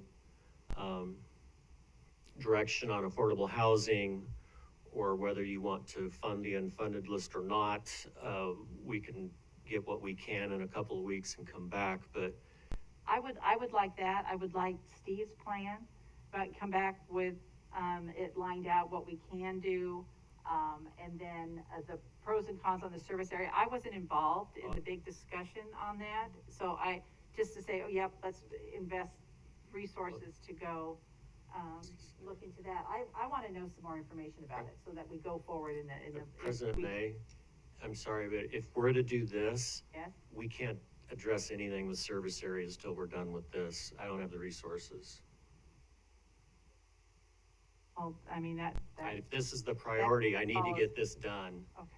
then, maybe during the month of May, after we've got the work done and, we're waiting for it to be effective, or, Years and, okay. sometime in April, Yeah, we could that come back sounds with reasonable. something, but That not, sounds reasonable, not Gary. immediately. We hadn't said that up until now. We had all these ideas popping out that we're gonna do this and do that and start this. So I think we are looking to the future and we're looking at getting that data, but we need to do this in steps. And so I think the plan that you presented to come back, so in the interim, I think that's a good, and like you said, we need to get this taken care of first. And then we'll meet that June deadline. Madam President, Commissioners, in terms of the June 1 deadline, it's not exactly the best date. The best date would be July 1, and let me tell you why. Is because if we're able to get legislation passed, it typically isn't effective until July 1st. So we would want to incorporate that new law into the new ordinance, I would think. That changes the public hearing, the publication date, and the effective date, because it has to be 30 days after you adopt it. So you could adopt it on June 1, but it wouldn't be effective until, and we would know what the legislation that was passed or not, and we can incorporate those into the new ordinance as well. So That sounds reasonable to me. you're welcome, Commissioners. Gary. What do you, yeah, that's two, Gary. Okay, President May, Commissioners, so this is the proposed schedule. I will add the other advisory committees. I knew these dates. We'll make it work for the others to get the draft to them in what state we can to meet their meeting dates ahead of your work session. So if we go forward with that, can we not still have the discussion on the plan that you had, Steve, with the yeah. So I'd like to go forward with that too. Okay, that would be good, because I would like to have all that information, so then we can chart a course, but. President May, with all due respect to Commissioner Hanson, I can't do an analysis of our existing infrastructure as part of a service area analysis and potentially suggesting we not build out, add projects in the future of the CIP to address the impacts of the development in the other cities. I think that needs to be a discussion that you all have with the cities. And if we want to do that type of analysis, we're gonna have to sub that out. That's not something that my staff can do. So if that's the direction the commission wants to give us, we're happy to do it, but we can't do it in-house. Madam President, that makes a whole lot of sense, because that was the reason why we created Blueprint for Good Growth. We got data, we got an interest, and then it was hard. And so, elected officials thought, this is really hard. This makes it's easier to just not have that information and not look ahead to the costs and consequences 50 years down the road. Let's just kick this can down the road. And so I think this would be a good thing to challenge our colleagues to say, are you interested in the notion of the Blueprint for Good Growth premise and exploring the adequate public facilities tools that ought to be used by you as the land use agencies, or not? And Commissioner Hanson, we're having. Because when the tax revolt happens and they go after us with a chopping block on our property taxes, it's not just gonna be the cities that are gonna lose their base, it's gonna be ACHD too. And Commissioner Hanson, we're in the process right now of scheduling all these meetings with our partner jurisdictions, so this would be a topic that we could discuss and Incorporate move it. forward in a timely fashion. So just to recap, we're going to go ahead and move forward with the recommendations of what we can do, correct? And you're gonna come back with that. Yep. You meanwhile are coming back with a plan, the pros and cons.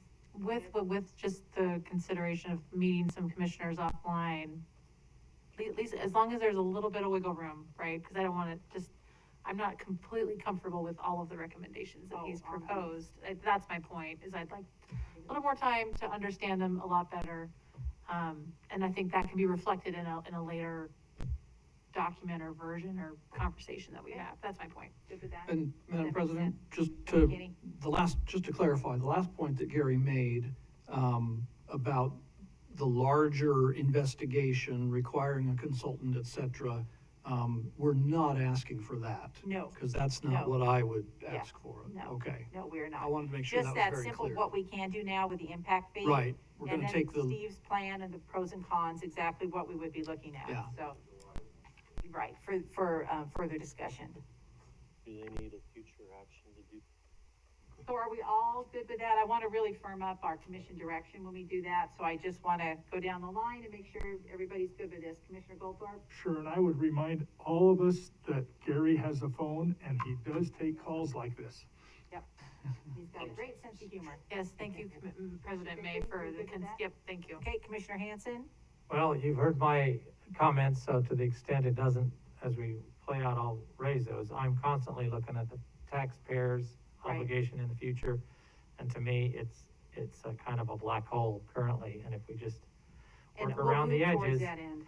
if we work around the edges, you know, our successes will pay the price. Well, and I don't think, we're just trying to be, because we are short-staffed, I think we've got a good plan moving forward, and it may change a little bit, but at least we've got a plan going forward and to keep this moving. So, Commissioner McKinney, are you? yeah, I'm okay in with it? agreement with what you've Okay. outlined. Okay, Thank you. so there you go. All right, this has been a good meeting. Thank you very much. We're done.